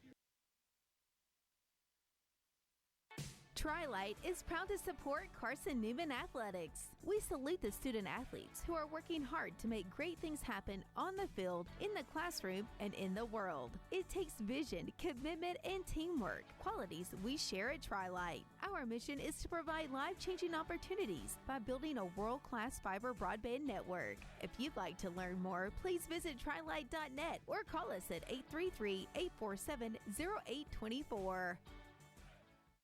We select our insurance companies the same way you do, very carefully. When you work with us, you can count on receiving fast, courteous, and professional service and quality protection through auto owner's insurance. For a no-problem approach for your life, home, car, and business insurance needs, ask us about the No Problem Company, Auto Owners Insurance. Call Bible Insurance Agency at 423-586-4320 or go by 1600 East Andrew Johnson Highway in Morristown, serving the Lakeway area's insurance needs since 1931.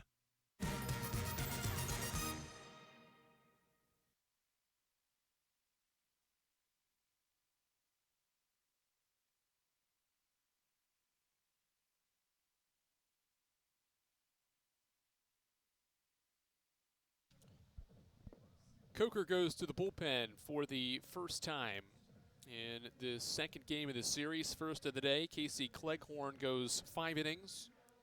He allows 5 total runs, 4 of them are earned. Worked around 6 hits, walked 2 and struck out 5 in 93 pitches on the mound. He gives the ball to Xander Davis, a junior right-handed pitcher from Carolina Beach, North Carolina. A transfer from Fayetteville Tech Community College. In his first season with Coker, has a 5.5 ERA, 2 wins, 2 losses in 14 appearances, 14 and 2/3 innings, 21 strikeouts in 14 innings for Xander Davis. He gets the ball in the 6th inning of a 1-run game against 9-1-2 of Carson-Newman's batting lineup in the first game of the day. First pitch swinging is John O'Pierce to foul off the pitch out of play.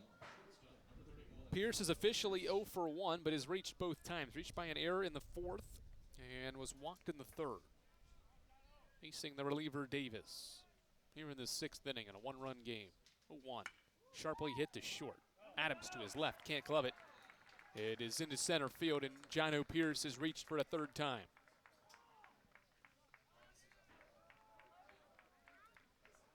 A 7th hit for Carson-Newman, the first by John O'Pierce, who's rocking a new number, 31 this weekend. Don't need to go into great detail why the number change exists just yet.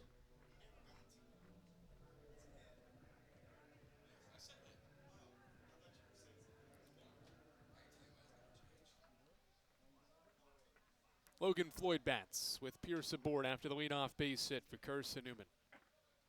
Floyd 1 for 3, takes slow into the turf for a ball. .416 average for Floyd. His hitting streak and on-base streaks extended in this game with that 3rd inning single. Davis pitches. Floyd takes a strike inside corner. 8-game hitting streak for Floyd. He's been on base in 26 straight. He now has the longest active on-base streak.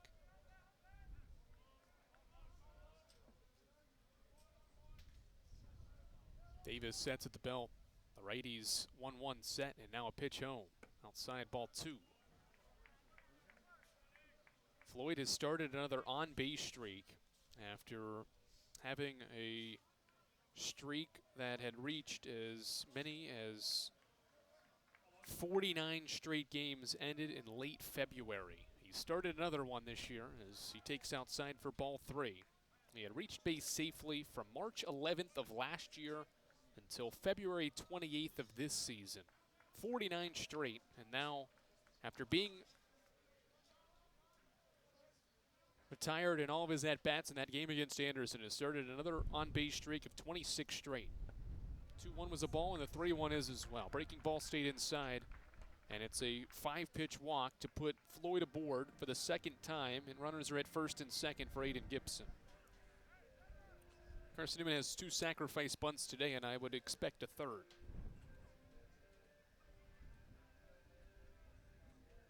Tom Griffin gives his batter Gibson a signal before he stands in. The runners pay attention as well. Gibson already has a sac bunt. Pitch clock was down to 1, and Davis will have to step off. Davis was late getting set. As to why he elected to step off, he would have had a pitch clock violation there. He sets first one to Gibson, who shows bunt. Decides not to bunt because the pitch is low and outside for a ball. First and second, nobody out. Carson-Newman's up a run. Coker has not led in this series. They have tied the game multiple times in this series. They've been within a run, but have not led. 1-0 to Gibson. He shows bunt, pulls it back, and takes a strike. Gibson can't believe it. Tom Griffin requests for time after that strike that had Gibson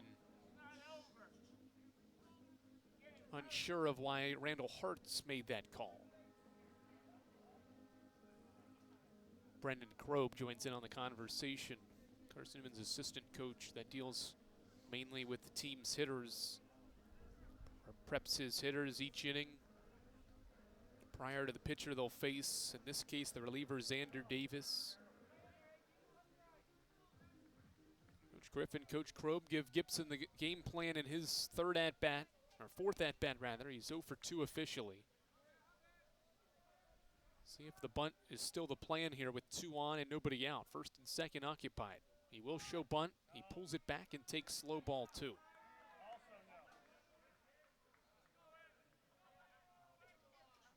2 balls and a strike on a beautiful Saturday for Senior Day here in Jefferson City, Tennessee. 2-1. Gibson shows bunt again, elects not to bunt because the pitch is low.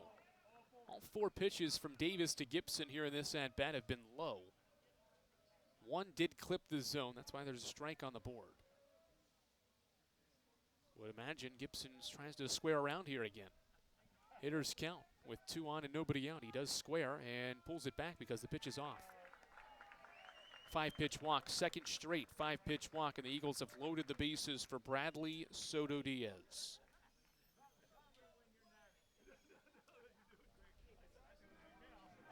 Time called. Kyle Gallman will make his way out of the first base dugout to chat with his reliever Davis, who has not retired a batter in the first 3 he's faced. Again, what's at stake for these 2 teams? Well, Coker entered the weekend tied for 8th. Currently, they're a game back of 8th. Carson-Newman, on the flip side, is in 7th, trying to make a surge up the standings late in the year. Call of the bullpen has been made. Cobra's going to the pen. We'll tell you who the new reliever is after this. How do you know you're in a community, not just a town? Well, strangers smile as they walk by. They refill your coffee without you asking. And when you ask directions, people offer to walk you there. Communities give more. The way you know when you walk into First Bank that you are in a real community bank. Great products, direct access to your local bankers, and relationships that can last a lifetime. Don't just have an account. Have a community with First Bank. Member FDIC. At InterDigital, we strive to be a leading provider of cutting-edge digital and marketing solutions. At InterDigital, we want to help our clients find success. Our team of technology gurus work together to ensure InterDigital continues to progress forward as technology advances. At InterDigital, we make technology work for you. Visit interdigital.com for IT support, web development, virtual tours, graphic design, internet marketing, mobile app, and film production services. InterDigital, laser focused on your success.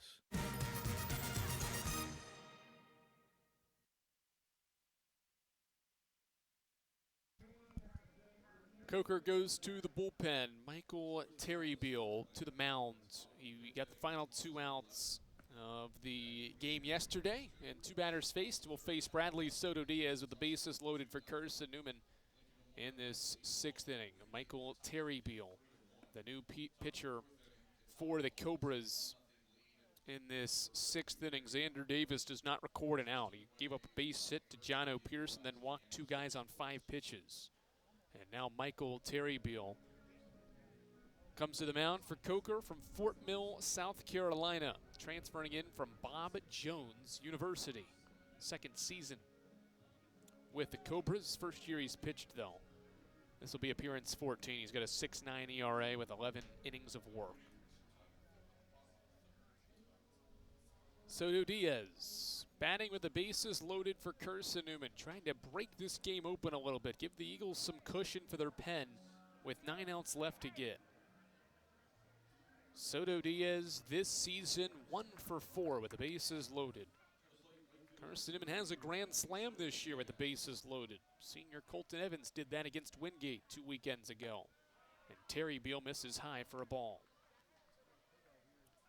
Soto Diaz on senior day, 1 for 3. Singled and scored in that 3-run 5th. Carson-Newman trying to score runs for the 3rd straight half inning. Soto Diaz fights off a 1-0 pitch on the inside part of the plate for a strike.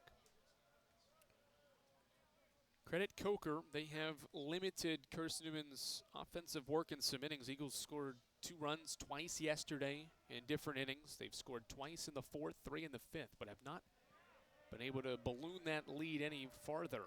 As Soto Diaz takes below the knees for ball 2. Eagles scored those 5th inning runs with less than 2 outs, but that's all they got in the 5th. Inside corner miss by Terrybeal, and it's 3-1. Casey Cleghorn had only walked 2 in the first 5, and now the relievers from the Cobras are in danger of walking a 3rd in the 6th inning. Here's the 3-1 down the middle, and Soto Diaz fouls it off. Count full.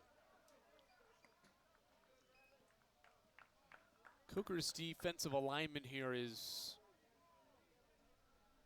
somewhat normal, although the right side playing a little bit more in than the left. To the right-hander hitting Soto Diaz. Here's the payoff. It's outside for a ball. 3rd walk of the inning extends Carson-Newman's lead to 6-4. Bases loaded walk from the reliever Michael Terrybeal. 6-4, Soto Diaz has an RBI for the 31st time this year. Everybody moves up a spot. Pierce scores. And now Tanner Kilgore.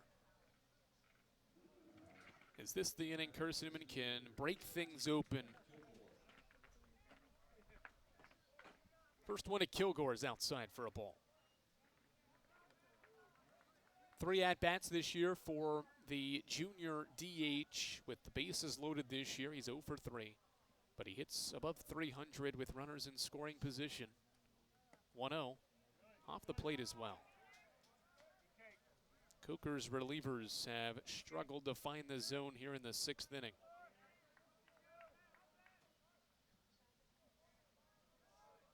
Twenty pitches, 6 strikes between 2 different guys as Kilgore fouls a 2-0 pitch off for strike 1. Davis started and got the first 3 batters, walked 2 and gave up a hit. Terrybeal just walked Soto Diaz on 6 pitches. Now facing his second batter in Kilgore, who fouls one back. It's 2-2. Best thing to do in this situation, put the ball in the zone, make Carson-Newman put this thing in play, and hope your defense can help you out. And a ground ball or 2 could get the Cobras some outs here in the 6th inning and limit the damage. 2-2 set, and the pitch to Kilgore is floated to right. Should score a run. Is it deep enough as Alford now charges in to make the catch? Floyd will tag from third. Throw is a little bit high. Bounces over the catcher. Floyd scores. Gibson rounds third, will stay there. Soto Diaz advances to second on that throw home. 7-4 Carson-Newman on Tanner Kilgore's 13th RBI of the year.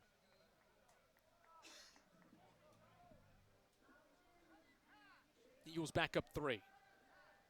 Good base running by Soto Diaz there to advance to second base. Seeing that throw go home. It was a strong one, but it was just too high from Alford. By the time it got to the catcher, Floyd was already sliding in safely. And then it got away to allow Soto Diaz to advance.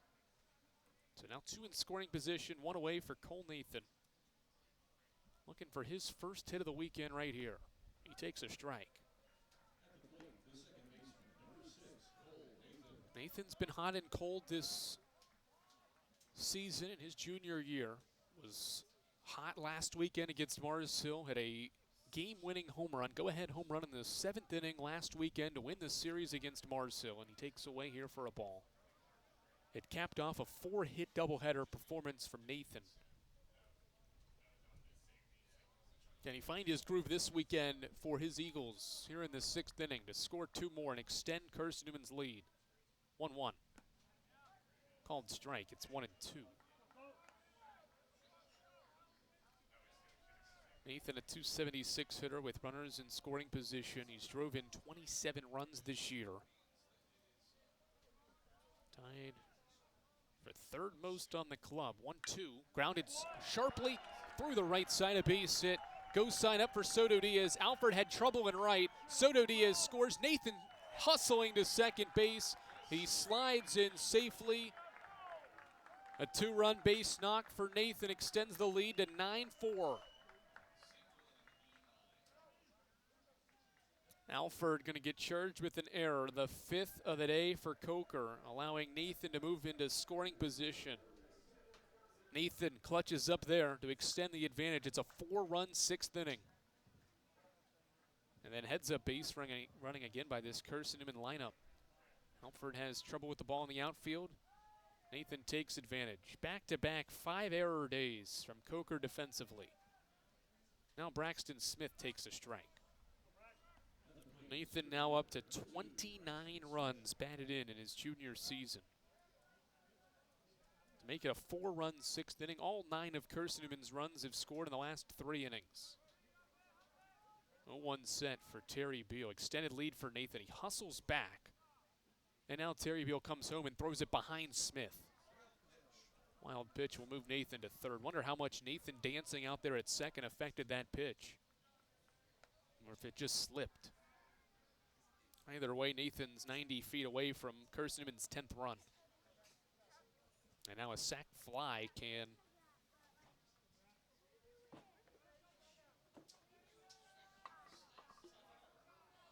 plate another run. Smith batting, 1-1 count. Coker's infield plays in on Smith, who takes a second strike.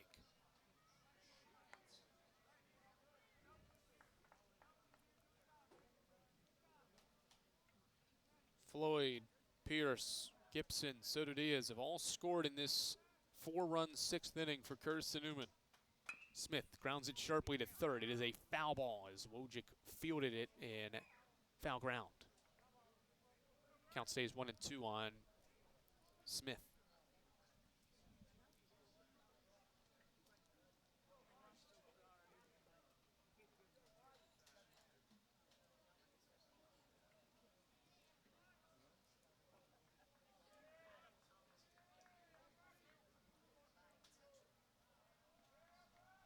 Another 1-2 set for Terry Beal. Smith fights off a fastball away. Stays 1-2. Smith has had a great day. 2 for 3.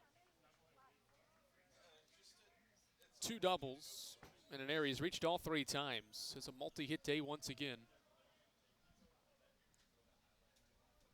1-2. Fastball away. 2 balls, 2 strikes.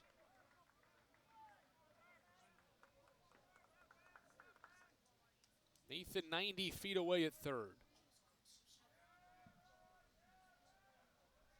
2-2 set for Terry Beal, and the pitch to Smith. Low and away, ball 3. Smith, the 7th batter of the inning, with an excellent at-bat here against Terry Beal, trying to extend what is already a 4-run 6th inning for Carson-Newman. 3-2. Fights it off, and I think that would have been ball 4, but Smith has been so protective in this at-bat, staying alive here in this 6th inning. What a day for Smith at the plate. Minimal time last weekend against Mars Hill, has responded this weekend with his 20th career multi-hit game in this game, and takes ball 4 away. What an at-bat from Braxton Smith. 4th walk of the inning. Occupies the corners.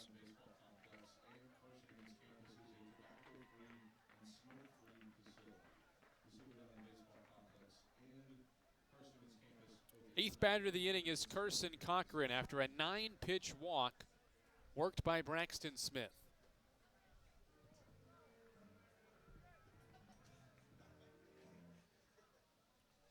Two on for the catcher, Cochran, who's 0 for 3. Smith takes off. Pitch is a strike. Faked throw down to second. Smith swipes the bag without a throw. 7 steals for Smith. And now there's 2 in scoring position.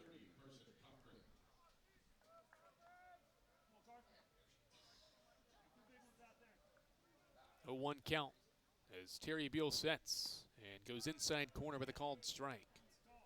0-2. Unless there's a double play, Carson-Newman is going to have the chance here to bat around in the 6th inning. Ryan Bolton, the only one not to bat in the Eagles' order. He's next. 2 strikes on the catcher, Cochran. Fights it off. It's been a long inning on the mound for this Coker staff.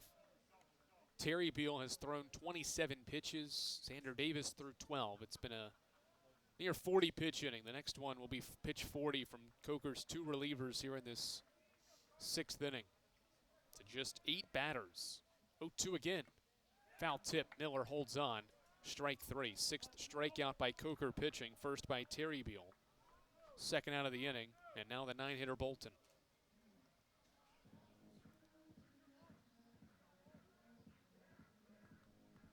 The senior Ryan Bolton has a 4th inning RBI single. At the time, made it a 2-0 game. A base hit into the outfield, complete 2 more. Terry Beal's first one home is high and away. Ball 1. Injuries to Maddox Green and Colton Evans, who have played left field this year with Bolton, have given the senior from Knoxville, Tennessee, extra time here down the stretch this season. Bolton's taking advantage. Line drive sharply, foul. 1-1.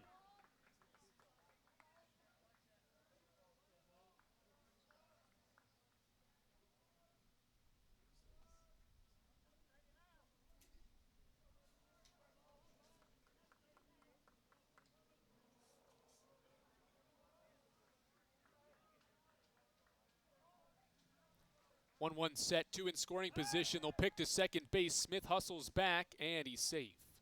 He was getting a very extended lead at second. Coker was trying to steal an out, but Smith hustles back.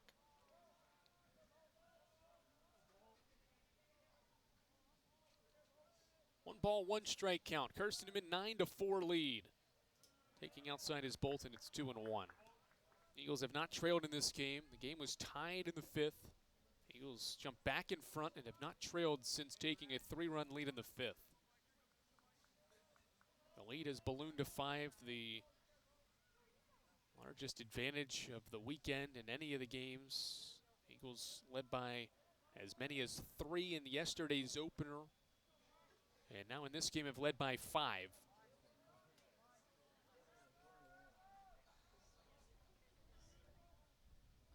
2-1. Line drive foul again. 2-2 count.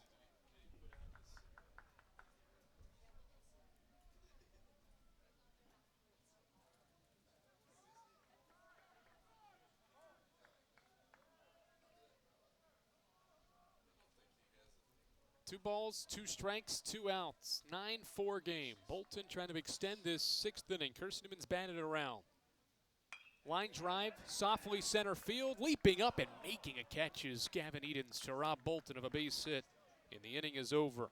Strong inning, though, offensively for Carson-Newman. It scores twice on 2 hits, no errors, and 2 left. It's the 29th time Carson-Newman scored 4 times or more. What's going on with the Cobras? They've committed 10 errors in 2 games already. It's the Eagles Sports Network.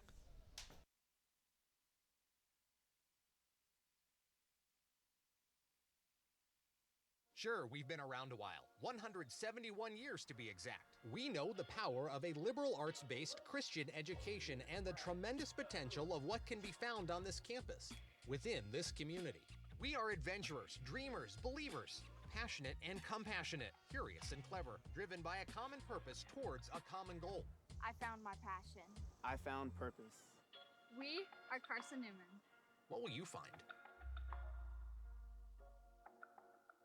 Domino's Pizza in Jefferson City and Morristown wants to help feed your business. When you're hungry at lunch, show your business card at Domino's in Jefferson City and Morristown when you make your purchase for pickup or delivery to get 25% off the entire order. That's 25% off your order at Domino's in Jeff City and Morristown when you show your business card.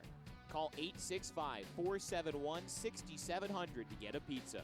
Domino's, the official pizza of the Carson-Newman Eagles.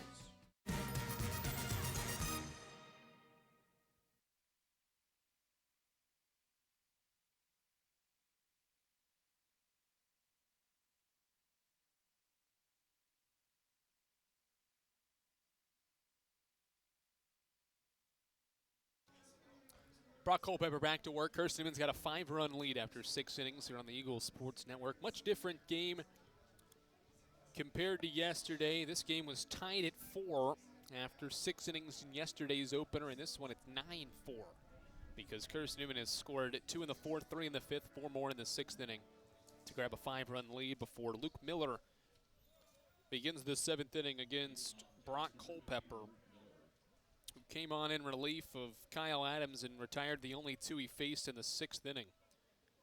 First one to Miller, inside and low for a ball. 5-run game. Wonder how long Culpepper gets the ball. He threw 33 pitches yesterday and has offered 12 so far to Coker batters in this game. 1-0 to Miller. High and inside, brushes the catcher off the plate. Culpepper this year has pitched in consecutive games on just 2 other occasions. Both are in conference play as the 2-0 is inside for a strike. Did it against LMU, gave up 3 runs in that second outing in as many days, and then did it against Wingate last time the Eagles were at home and only faced 1 batter and got an out. 2-1. Good strike. Pitch thrown by Culpepper. A fastball evens the count at 2. Redshirt senior in his 61st career outing. Out there again on senior day with a 5-run lead. Here's the 2-2. Fastball lined right field, base hit. Cobras are pounding out singles all weekend. That's 11 hits. And the second by Miller today gives the Cobras the leadoff batter aboard for Gavin Johnson. Yesterday was such a pitching day and defensive day for the most part. And in this game, it's been about the offenses in the middle innings. All of the runs have scored in the last 5 half innings. Culpepper comes home the first to Johnson, is in the strike on the outside corner. 2-run 4th for Carson-Newman, 2-run 5th for Coker, answered by Carson-Newman's 3-run 5th. Coker with 2 more in the 6th inning before Carson-Newman's 4-run 6th inning. And now we play the 7th. 0-1, ground ball hits Culpepper in the back. It flutters to Floyd, who has to dive to first and can't get there.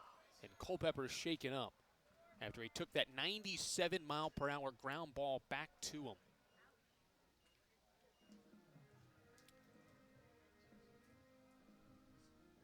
Floyd tried to get an out on the play, but great effort by Johnson to dive to first to make the play. Culpepper's going to stay in the game after taking that hard-hit grounder back up the middle. I think it hit just below his back.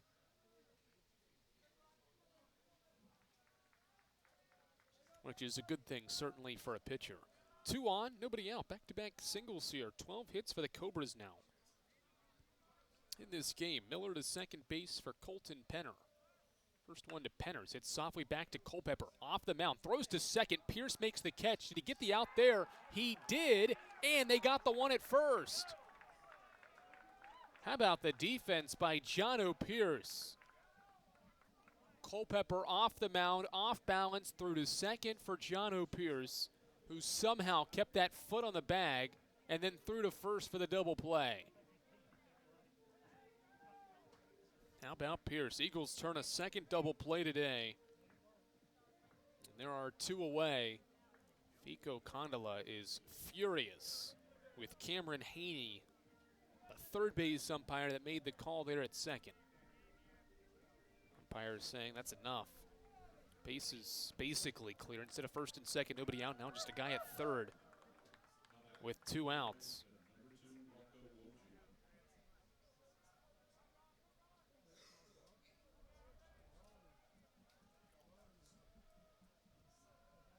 Rocco Wojcik, the 2-out batter with a runner at third, and Culpepper misses outside for a ball.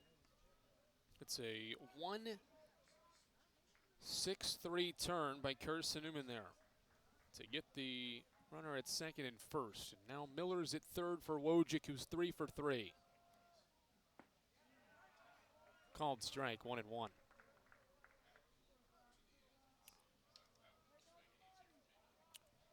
Wojcik singles in the second, fourth, and sixth innings in this game. 1-1. Stayed away from that inside slider. 2 balls and a strike. Culpepper in the pen, pitching out of the pen for Carson-Newman. Not in line for the win. The win would still go to Ryan Higgins should Carson-Newman hold on to this 5-run lead in the final innings. The win in this game can secure a series victory and would set up an opportunity for the Eagles to sweep with the finale later. 2-1 foul ball is strike 2. This middle game of the series and the first of that Saturday doubleheader has not been kind to Carson-Newman as of late. They lost the first one yesterday to Mars Hill. The only time Carson-Newman's won that second game of a series since mid-March is on walk-off wins. 2-2. Ball into the turf. Cochran keeps it close enough. Miller will stay put. And the count is 3-2 on Wojcik.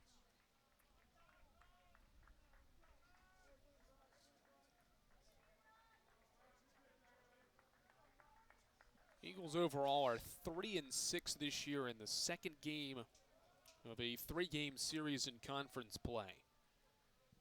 Up 9-4 in the 7th of the second game of this series, first of the day. The payoff to Wojcik's outside, and he's walked to extend the 7th inning. Not a bad walk, though. Had first base open, and Wojcik's 3 for 3. And so, instead, the Cobras will bring in a pinch hitter in Barack Boston.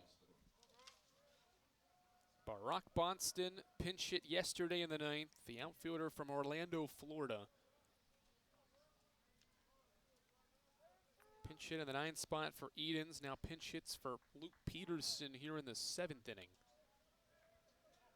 Against Brock Culpepper. Faced Culpepper yesterday in the 9th and was retired. It was a ground out that ended the game. Corners occupied with 2 away for Boston. Take Zion in. 26 pitches now for Brock Culpepper after throwing 33 yesterday. Called upon again, competing in his final season with the Eagles. Sets for a 1-0. Missed inside. Did it hit Boston? No, it hit the umpire. No, it did hit Boston, and then the umpire, Randall Hartz. And the bases are loaded. Back-to-back freebies here. I've loaded them up for the Cobras with 2 outs. Randall Hartz will take a second.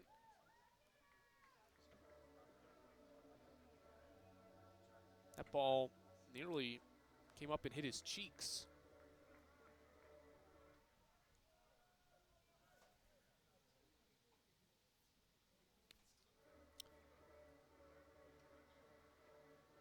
Jason White with a slow walk out to the mound. He's going to talk things over with Brock Culpepper. No official signal to the bullpen yet. I imagine the Eagles have somebody loosening. Brock Culpepper's gone an inning and a third so far. 2 hits, nobody scored against him.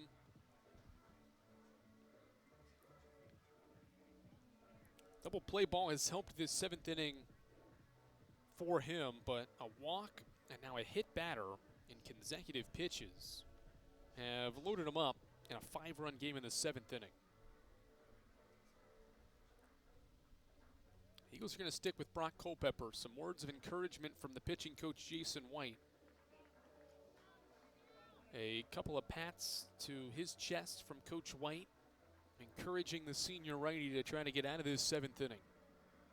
They're going to roll with their veteran arm as he faces Peter Adams, who singled in the 6th inning to load the bases. He bats with the bases loaded here in the 7th. 2 outs in the inning. First one to Adams, grounded foul. Carson-Newman 25-17. Eagles have a chance to get a 30-win season for the 2nd straight year. Would be the first time that's happened in 2 decades. Nearly 2 decades. They can finish this 2026 regular season strong as Culpepper fires in a second strike. It's 0-2. That would involve Carson-Newman counting this game, winning 5 of its last 6. That doesn't count postseason baseball, which Carson-Newman is a win away from playing in the SAC tournament in 2 weeks. 0-2 set from Culpepper. Slider away. Adams didn't offer. The Eagles are also 500 in the league, 14-14. Just the 2nd time they've been exactly 500 this season in league play, and they've never been above 500 at any point in the league. 1-2. Ground ball to third. Gibson attacks it. Will step on the bag. One senior helps another get out of the inning.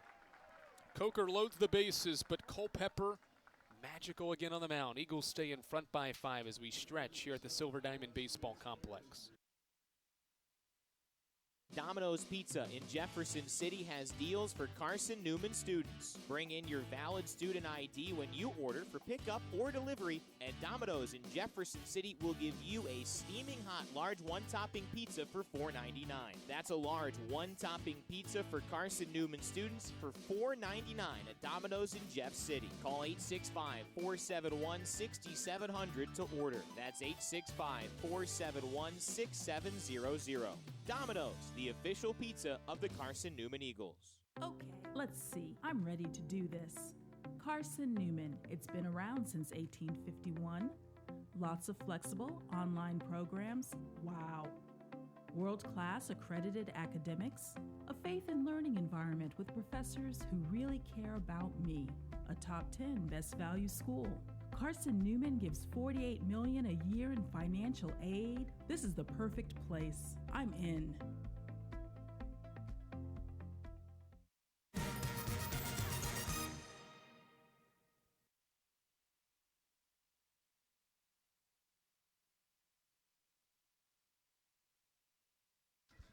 The Cobras turn to a third reliever in the first game of the day. It is Patrick Larson to the mound. 30 innings for Larson this year. The right-handed pitcher is a junior from Locust Hill, Virginia.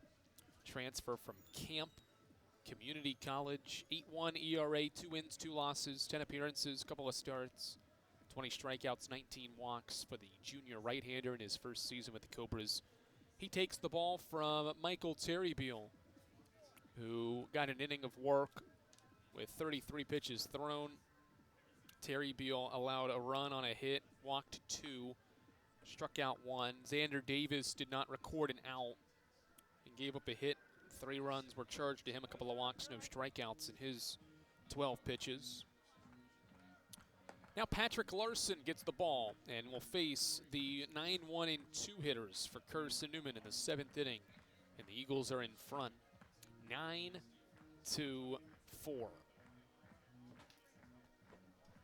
Good day for John O'Pierce. He's officially 1 for 2, but has reached base all 3 times. Reached by an error in that 4th inning. First from Larson, breaking ball strike. Almost stayed high in the zone, but it dropped in to Randall Hart's strike zone. 0-1 in a 9-4 game to begin the home half of the 7th as Larson misses high. After pinch hitting, Barack Boston stays in to play left field for Luke Peterson. 1-1 offering is bounced foul. Third base side, it's 1-2 on Pierce.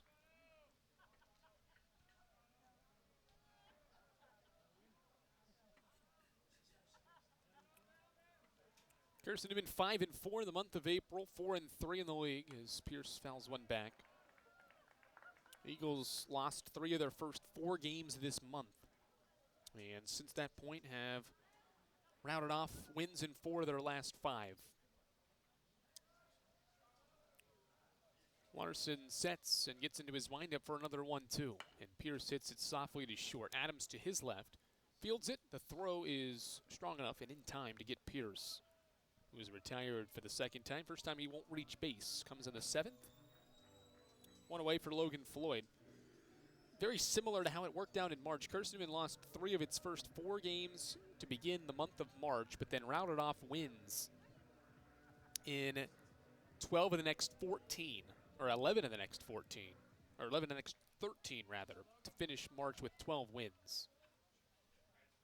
Eagles hoping to do something similar in the final month of the regular season, having won 4 of 5 during this game as Floyd takes a strike. 2 hits this weekend for Logan Floyd. He has 198 career hits. Ground ball to second. Sharply hit right to Edens, who makes the play. A couple of ground outs for 2 outs for Larson in the 7th, and we'll bring Aiden Gibson to the plate. Carson-Newman in danger of not scoring for the first time since the 3rd. The Eagles have scored multiple runs in each of the last 3 innings. 2 in the 4th, 3 in the 5th, 4 in the 6th inning. Up until this 7th inning of work. Larson winds and offers a breaking ball to Gibson, who showed bunt and took it away for a ball.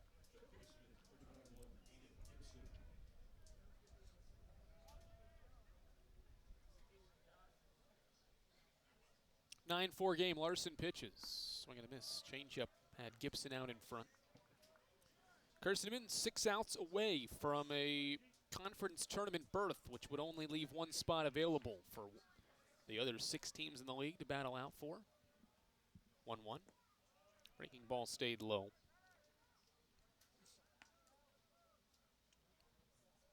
Two ball, 1 strike count on the senior Aiden Gibson, among the 13 honored prior to today's doubleheader.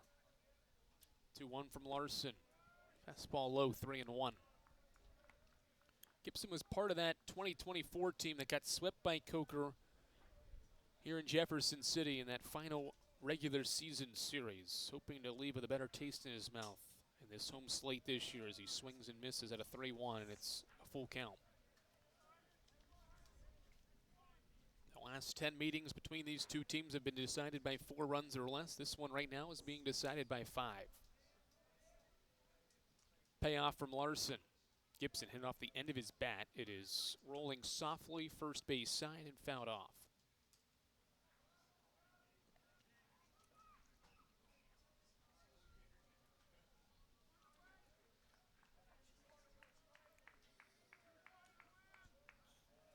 Count remains full on Aiden Gibson, Carson-Newman's number 2 hitter in the batting order, 3rd of the inning, as Larson tries to send the Eagles down in order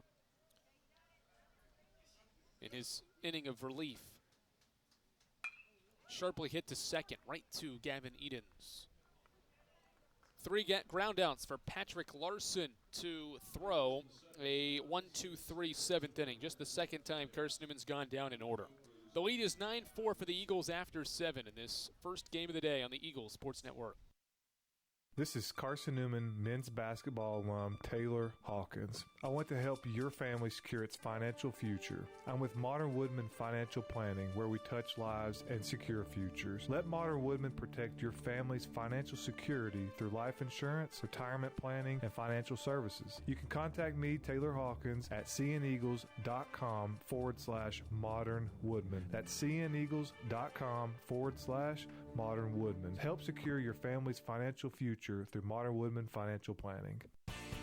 The #1 source for Carson-Newman athletics gear is shopseeandeagles.com, where you can find gear from Adidas, Columbia, Nike, and Under Armour.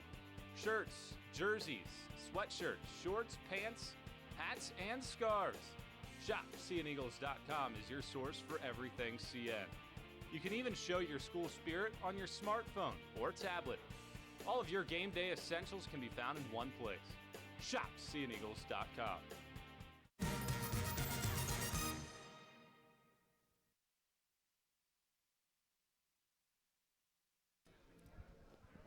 (9-4) Carson-Newman. The Eagles will turn to a third reliever in this game. It is another senior. James Salico gets the ball for Carson-Newman on senior day. The right-hander from Waxhaw, North Carolina, has a 4.91 ERA this year in 7 appearances, 7 1/3 innings, 3 walks, and 4 strikeouts for James Salico. He has not allowed a run in his last 5 1/3 innings, which have spanned his last 4 outings. He's only allowed 4 runs all year. 3 of them came in his first career outing. He goes to work against 9-1-2. This is Gavin Edens leading off the inning and taking outside. Salico has pitched multiple innings in his last 2 outings. 2 scoreless against Tusculum on Tuesday, 2 scoreless against Mars Hill last weekend. 1-0, check swing by Edens. Fouled off, it's 1-1. Salico has turned out to be a nice little weapon for Carson-Newman out of the bullpen. He's gotten more opportunity as this season has continued on and has pitched well with that extended opportunity as he misses outside. It's 2-1.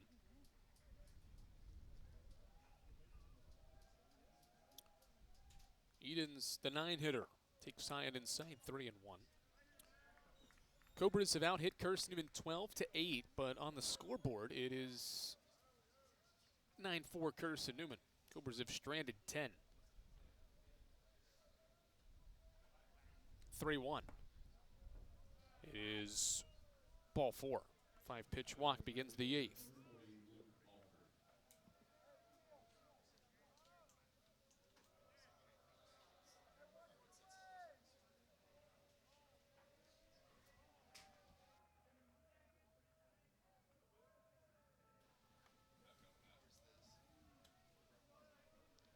Top of the order, Luke Alford batting.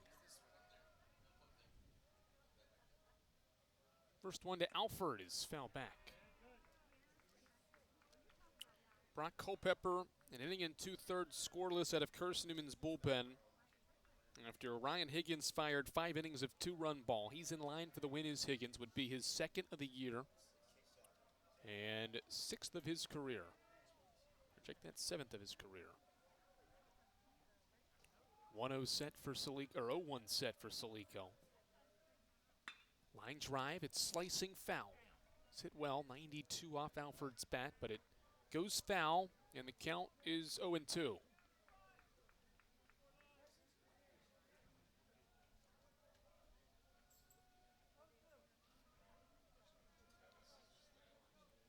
Fifth at bat for Luke Alford. He's 1 for 3. Breaking ball, swing and a miss. Good pitch by Salico. A strikeout for the senior on senior day, his 5th of the year, and there's 1 away in the 8th.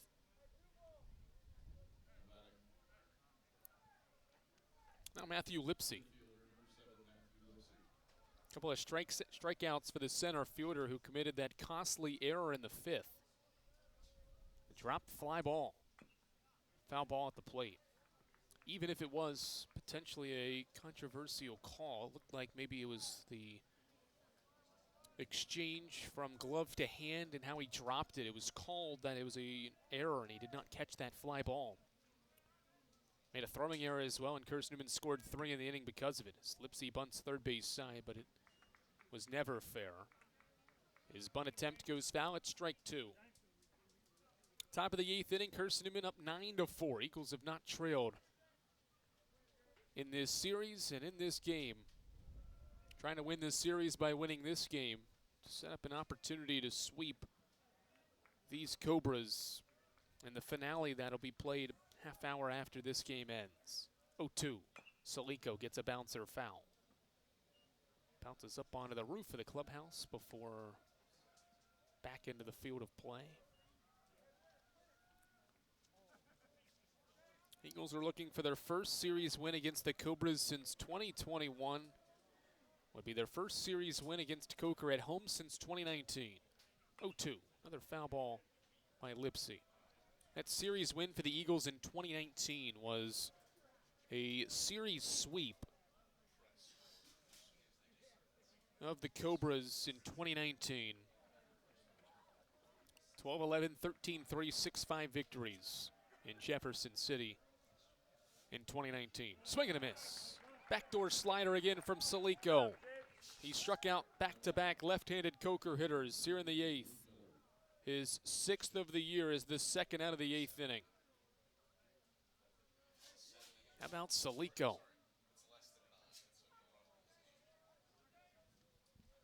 And now the 3-hitter Luke Miller.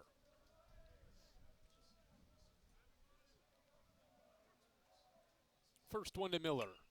Popped up right side. Nathan into the outfield. Soto Diaz charging in. He won't get there. It's a base hit. Going to third is the runner from first in Edens. He is there safely. And it's first and third on the bloop single to right by Luke Miller, his 3rd hit of the game. So many different words to describe some of those base hits that Coker has had this weekend. It's a 13th hit for the Cobras, and they're applying more pressure here in the 8th inning. They have left multiple guys on in 3 different innings, and twice have left the bases loaded. That's why they've left 10 in the game.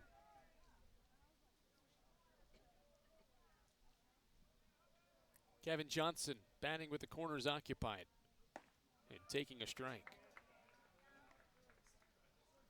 Hitting streak for Johnson has extended to 10 straight. He's got a multi-hit game with 2 singles. His 20th game this year with multiple base hits. 0-1. Tried to backdoor the breaking ball at 76 and missed outside.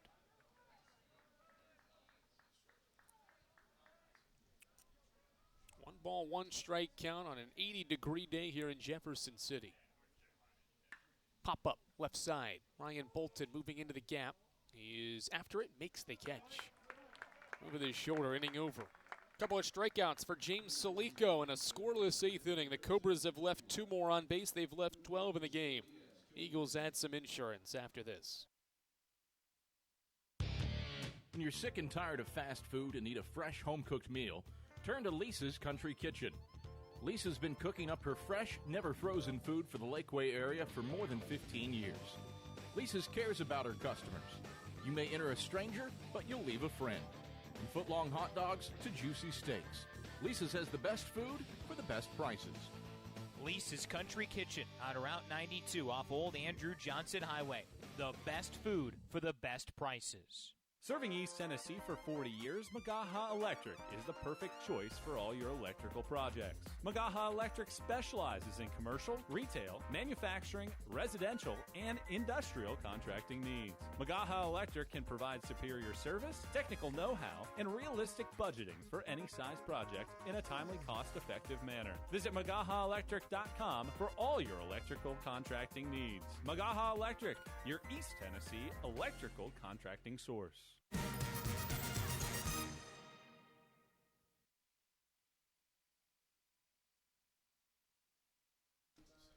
Back for the home half of the 8th inning. Bradley Soto Diaz, Tanner Kilgore, Cole Nathan, the scheduled hitters for the Eagles in the 8th inning.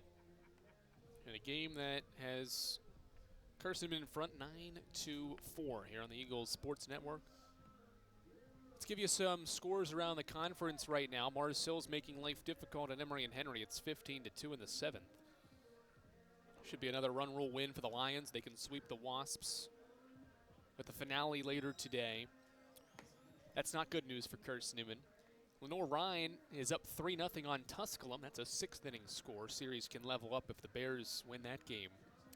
Lincoln Memorial has jumped back in front on Wingate with a 3-run 6th inning. It's 6-5 splitters in the 7th inning of that game.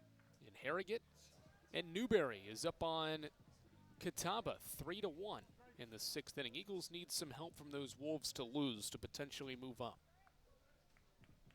as this season continues on. And UVA Wise is up 4-1 on Anderson after those two teams played a near 5-hour game last night.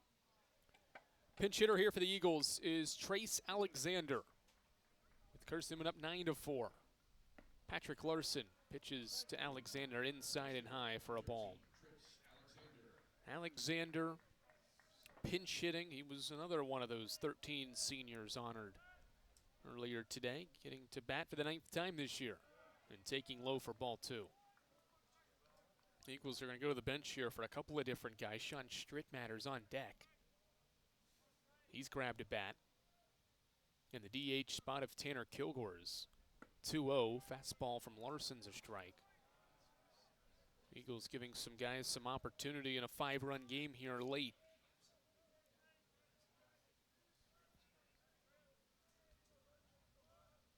Two-one offering from Larson. Alexander late. Fouls it off. Strike 2.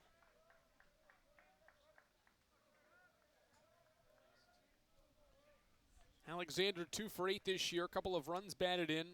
Had one on Tuesday against Tusculum. Breaking ball line. Right field, a base hit. 3rd of the year for Trace Alexander, the senior, with a hit on senior day. How about that for Trace Alexander? And the Eagles are also going to bring in another senior here to pinch run for Alexander. How about that moment from Alexander? Pinch hit, base hit on senior day, and Hornbuckle takes his place.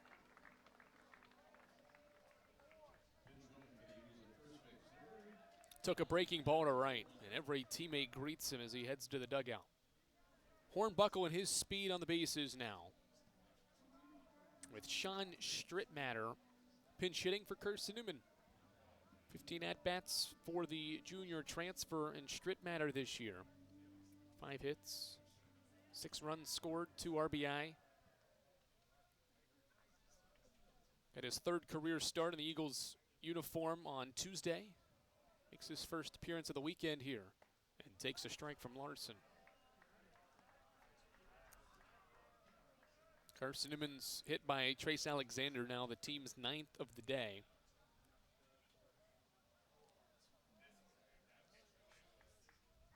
Nothing in 1.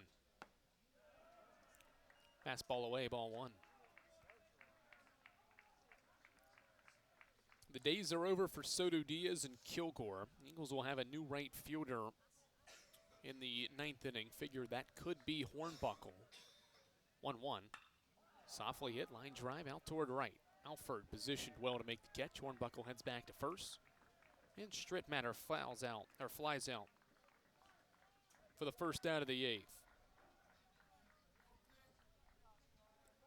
And now Cole Nathan.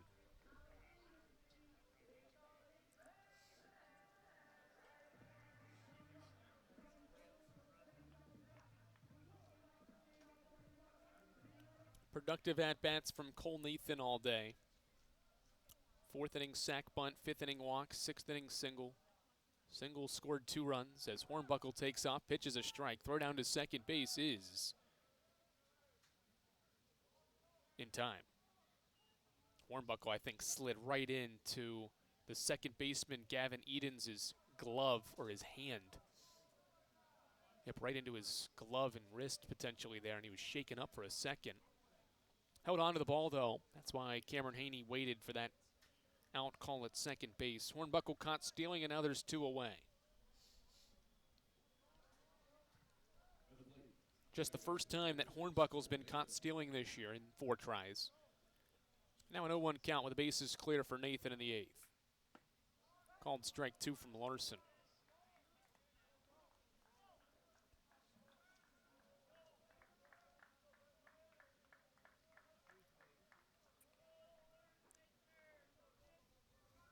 Nathan, the 2-out batter with nobody aboard. Nothing in 2 the count. The pitch from Larson's line back up the middle of base hit. Carson-Newman has double-digit hits once again as Cole Nathan singles to center field for his second hit. And is back safely as Coker tried to pick him off back at first as he took a wide turn there. Hits and consecutive at-bats for Nathan to keep the 8th inning alive. And now the 4th hitter of the inning and the 6th in the lineup is Braxton Smith.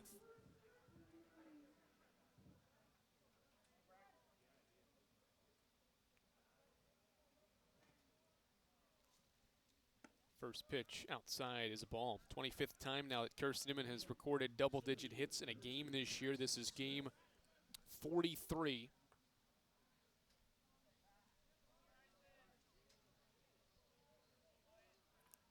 One-0 pause for Larson. Nathan takes off and Smith hits it softly toward third, but it hit off his foot first. And foul. Strike one. Like Nathan, Smith has had a productive day. Reached by an error in the second, RBI double in the fourth, 2 RBI double in the fifth, and then walked in the 6th inning.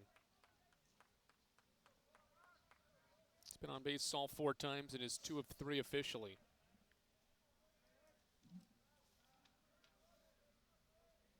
And has his 3rd career 3 RBI day, taking high on a 1-1.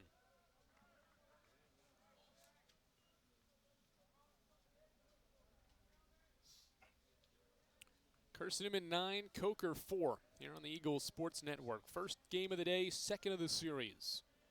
Eagles won 5-4 yesterday, up 9-4 here. High fly to left, shallow left. Boston charging in. The shortstop Adams goes out, and Boston makes the catch head high to end the inning. Carson-Newman gets a couple of hits in the inning, but Nathan left on first. Carson-Newman 3 outs away from a victory and a 26th this year and a series win after this. There's something about a small community that unites us, whether it's cheering on our favorite team or the way we come together in a crisis. Small communities are made up of people with big hearts. We're dedicated to hard work and innovation through sunny days and stormy nights. AEC is always here, powering the people and the places that make our community a spectacular place to call home. AEC, power what matters most. Insurance, it's about people, not things. It's about security. It's about confidence. It's about relationships. It's about trust. It's about you.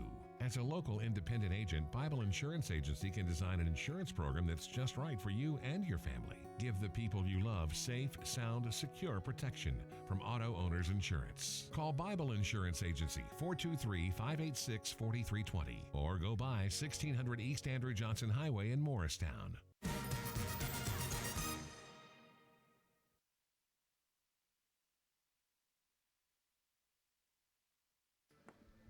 For the 21st time this year, Eli Norris is called upon out of Carson-Newman's bullpen. 24 1/3 innings this year for the senior righty. 5.55 ERA for Norris this year with 31 strikeouts.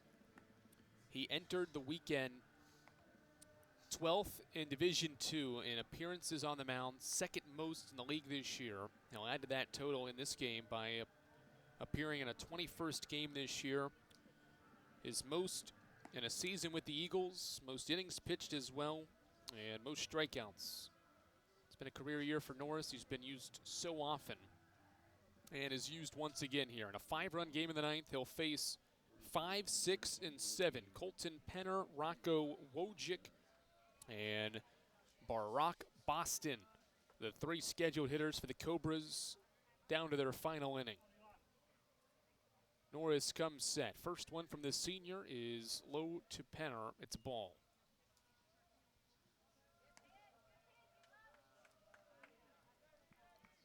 Eagles have utilized a lot of different seniors in the first of 2 games here on Senior Day. Norris another. 1-0 pause. And a fastball to Cochran is a strike, although the catcher dropped the ball.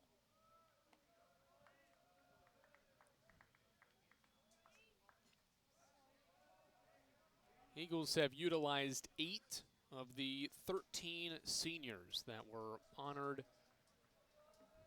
prior to today's game so far, as Norris bounces in a pitch that I think hit Randall Hartz. Once again, this one was bounced in low and I think got him below his knees as Cochran was not able to block that. I think it hit up near his left hip. Walks it off on ball 2. Penner is 0 for 3. 2 ground outs, is hit into a double play. Only time he reached was by a walk in the 6th and later scored as he lines one sharply out toward left field. Bolton on his horse will watch it hit up against the wall. Extra bases for Colton Penner to begin the 9th. Leadoff double on the 4th pitch of the inning. Coker's got 14 hits.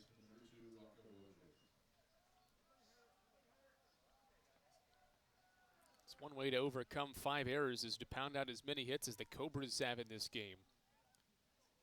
They're one off their second most in a game. Their most hits in a game was 18 against Emory and Henry 2 weekends ago. They've had 15 hits on 4 different occasions this season. Have 14 in this game, and that's why Penner's on at second with nobody out in the 9th. First one to Wojcik is high for a ball. Eagles have not trailed this weekend or in this game. Up 9-4. Coker tied it in the 5th just for Carson-Newman to take that lead back in the bottom half. The Eagles have not relinquished the lead and have only extended it. 1-0. Wojcik shows bunt. Norris fires in a strike.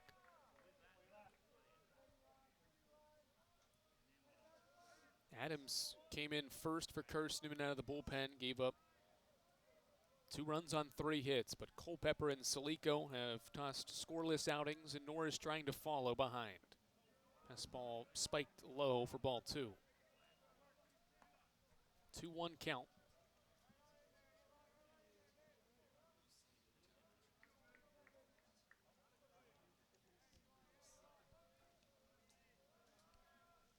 Wojcik's been the toughest out today.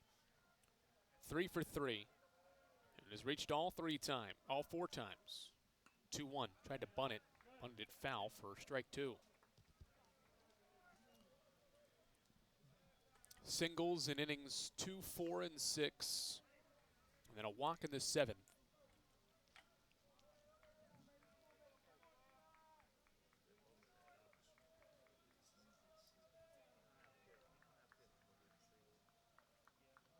Two set for Eli Norris. Nobody out in the 9th.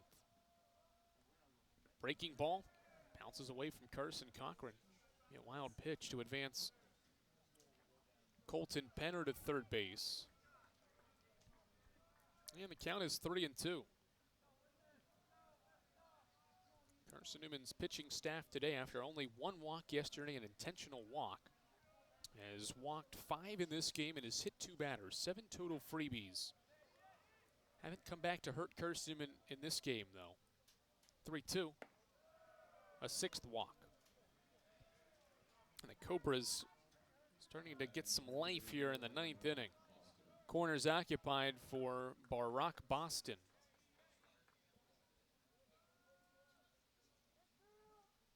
Boston came in as a pinch hitter, stayed in at left field for Luke Peterson in the 7th. Was hit by a pitch. Eagles defense will be looking for a double play ball. Not concerned as much with that runner at third, but rather trade an out or 2 for a run here in the 9th. Norris nearly hit Boston with a fastball. It's 1-0. Time called, and Jason White will try to talk things over with Eli Norris. And I think a change was signaled for. Just 11 pitches for Eli Norris. Only finds the zone 4 times. And 2+ batters faced. Carson-Newman going to the bullpen in a 5-run game. Cobras applying some pressure here in the 9th. We'll tell you the new arm is after this. Don't know what to wear on game day? Head over to shopseeandeagles.com for all of your Carson-Newman athletics gear. You can find clothing from Adidas, Columbia, Nike, and Under Armour to cover you from head to toe. ShopSeeAndEagles.com also has duffel bags, backpacks, jewelry, pet supplies, and gifts. Don't waste any more time. Prove you are the ultimate Carson-Newman fan with the official gear of the Eagles at shopseeandeagles.com. Visit today. Dorm food got you down? Need a home-cooked meal? Then Lisa's Country Kitchen is for you. Lisa's Country Kitchen has been feeding Carson-Newman students for 15 years. Lisa's has a family-friendly atmosphere all day long. From the morning with her $2.99 breakfast specials to dinner with Lisa's fresh, never-frozen steaks. Carson-Newman students get a 10% discount with their student ID. Lisa's Country Kitchen on Route 92 off Old Andrew Johnson Highway. The best food for the best prices.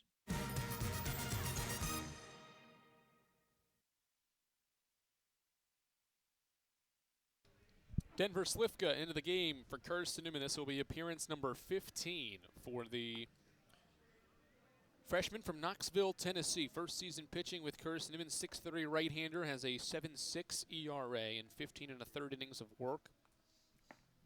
11 strikeouts, 2 wins and a loss for Slifka this year. Both his wins in midweek games against King and Lee. The right-hander will pitch in a conference game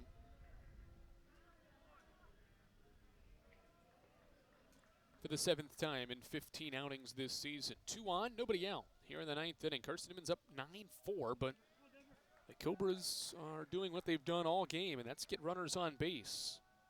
They have 14 hits and have left 12 on. They've left multiple runners on base in 4 different innings, including the bases loaded twice. Slifka enters with a 1-0 count and now a 2-0 count as he misses to Bar Rock Boston.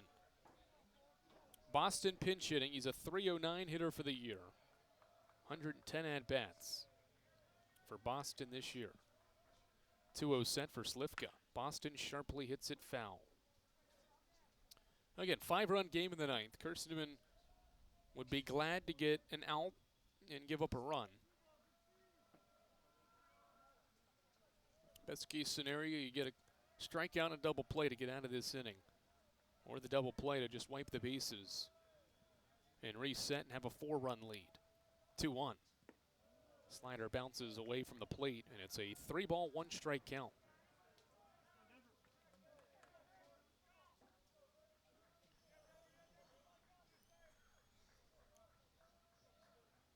A 9-4 game in the 9th. Denver Slifka, the second arm of the 9th inning to pitch for Carson-Newman. Trying to hold on to a 5-run lead. The 3-1 to Boston is high and inside. It's another 5-pitch walk, and the bases are loaded. Well, no lead is safe in the South Atlantic Conference. Carson-Newman in its last homestand with Wingate blew a 3-run lead in the 9th, but then in the next game of the series rallied from a 3-run deficit down to its final out to win that game. And if you were joining us earlier, you heard that Lincoln Memorial rallied from down 7 in the 9th last night to beat Wingate. Adams shows bunt and takes a strike from Denver Slifka. Doesn't matter which teams they're playing, it seems like the way things have gone this year in the conference, you never know. UVA Wise last night rallied from down 4 in the 9th, eventually won in 16. Nothing in one set for Slifka. To Adams, and he misses low. Coker trying to join in on this party of 9th inning rallies. Carson-Newman and Slifka trying to make sure that doesn't happen on senior day. Bases loaded for Peter Adams. A double and 2 walks here in the 9th. Nobody out. 1-1, popped up right side. Kylan Hornbuckle into the right center field gap, makes the catch. The senior will launch to the cutoff. It's not cut off. Cochran will catch away from the plate. Sac fly from Peter Adams is his first RBI of the game, 15th of the year, and it's 9-5. There's the opportunity that Carson-Newman wanted, just to get an out, trade and run for it, and move on. First and second, 1 away. And now the 9-hitter, and Gavin Edens will be pinch hit for.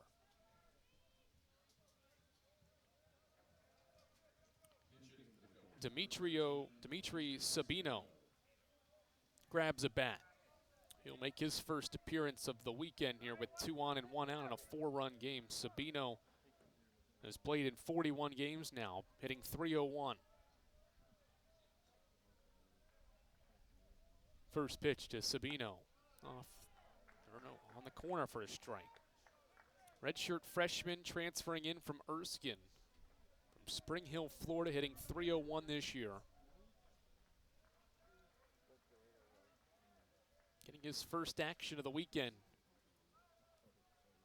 0-1. Breaking ball, waited on it, and popped it up foul. Strike two.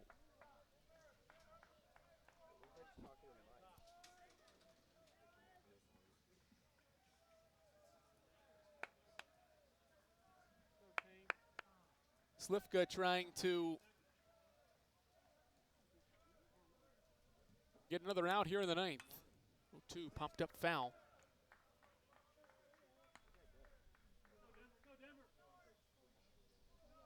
This is the ninth spot in the batting order. Sabino pinch hitting for Edens. Top of the order, Luke Alford next. Double play can secure a series win. 0-2 again. Swing and a miss, foul tip. And Slifka has a 12th punch out and a second out here in the ninth inning. Sabino down swinging in a pinch hit effort. And now Luke Alford is the last life for the Cobras, a team that has won 8 of their 12 games this year on the road. They've been a good team on the road. Much better road team than at home. Down in the series 1-0 and down in the second game of the series by 4 runs as Alford bounces one to short. Pierce ranging to his right, throws to third for the force. Play is made. Ball game is over. Series has been won. Carson-Newman wins 9-5 in a game it never trails. Ryan Higgins has a second career win in a game that took 3 hours and 4 minutes long to complete. Carson-Newman wins 9-5 despite getting out hit 14-10. Balanced offense again from the Eagles to secure a series win. Braxton Smith with 2 doubles to drive in 3 runs to lead the way. Cole Nathan drove in 2 as well and had 2 hits. And the Eagles are victorious for a 26th time this year. And how about this? For the first time all year, Carson-Newman has a winning record in conference play. The Eagles are 15-14 and continue to play well here as of late. Wins now in 5 of the last 6 for Carson-Newman baseball and a chance to sweep a series, something that the Eagles have only done one other time this year. The Eagles will have that opportunity in a half hour as Carson-Newman wins 9-5 to improve to 26-17, while Coker drops a 31st game this year. It is now 12-30. Ryan Higgins, the winning pitcher, gets his second win of the season, while Casey Cleghorn suffers his 7th loss of the year. Final score 9-5. We'll talk to you in the series finale in about a half hour from the Silver Diamond Baseball Complex. This is the Eagles Sports Network.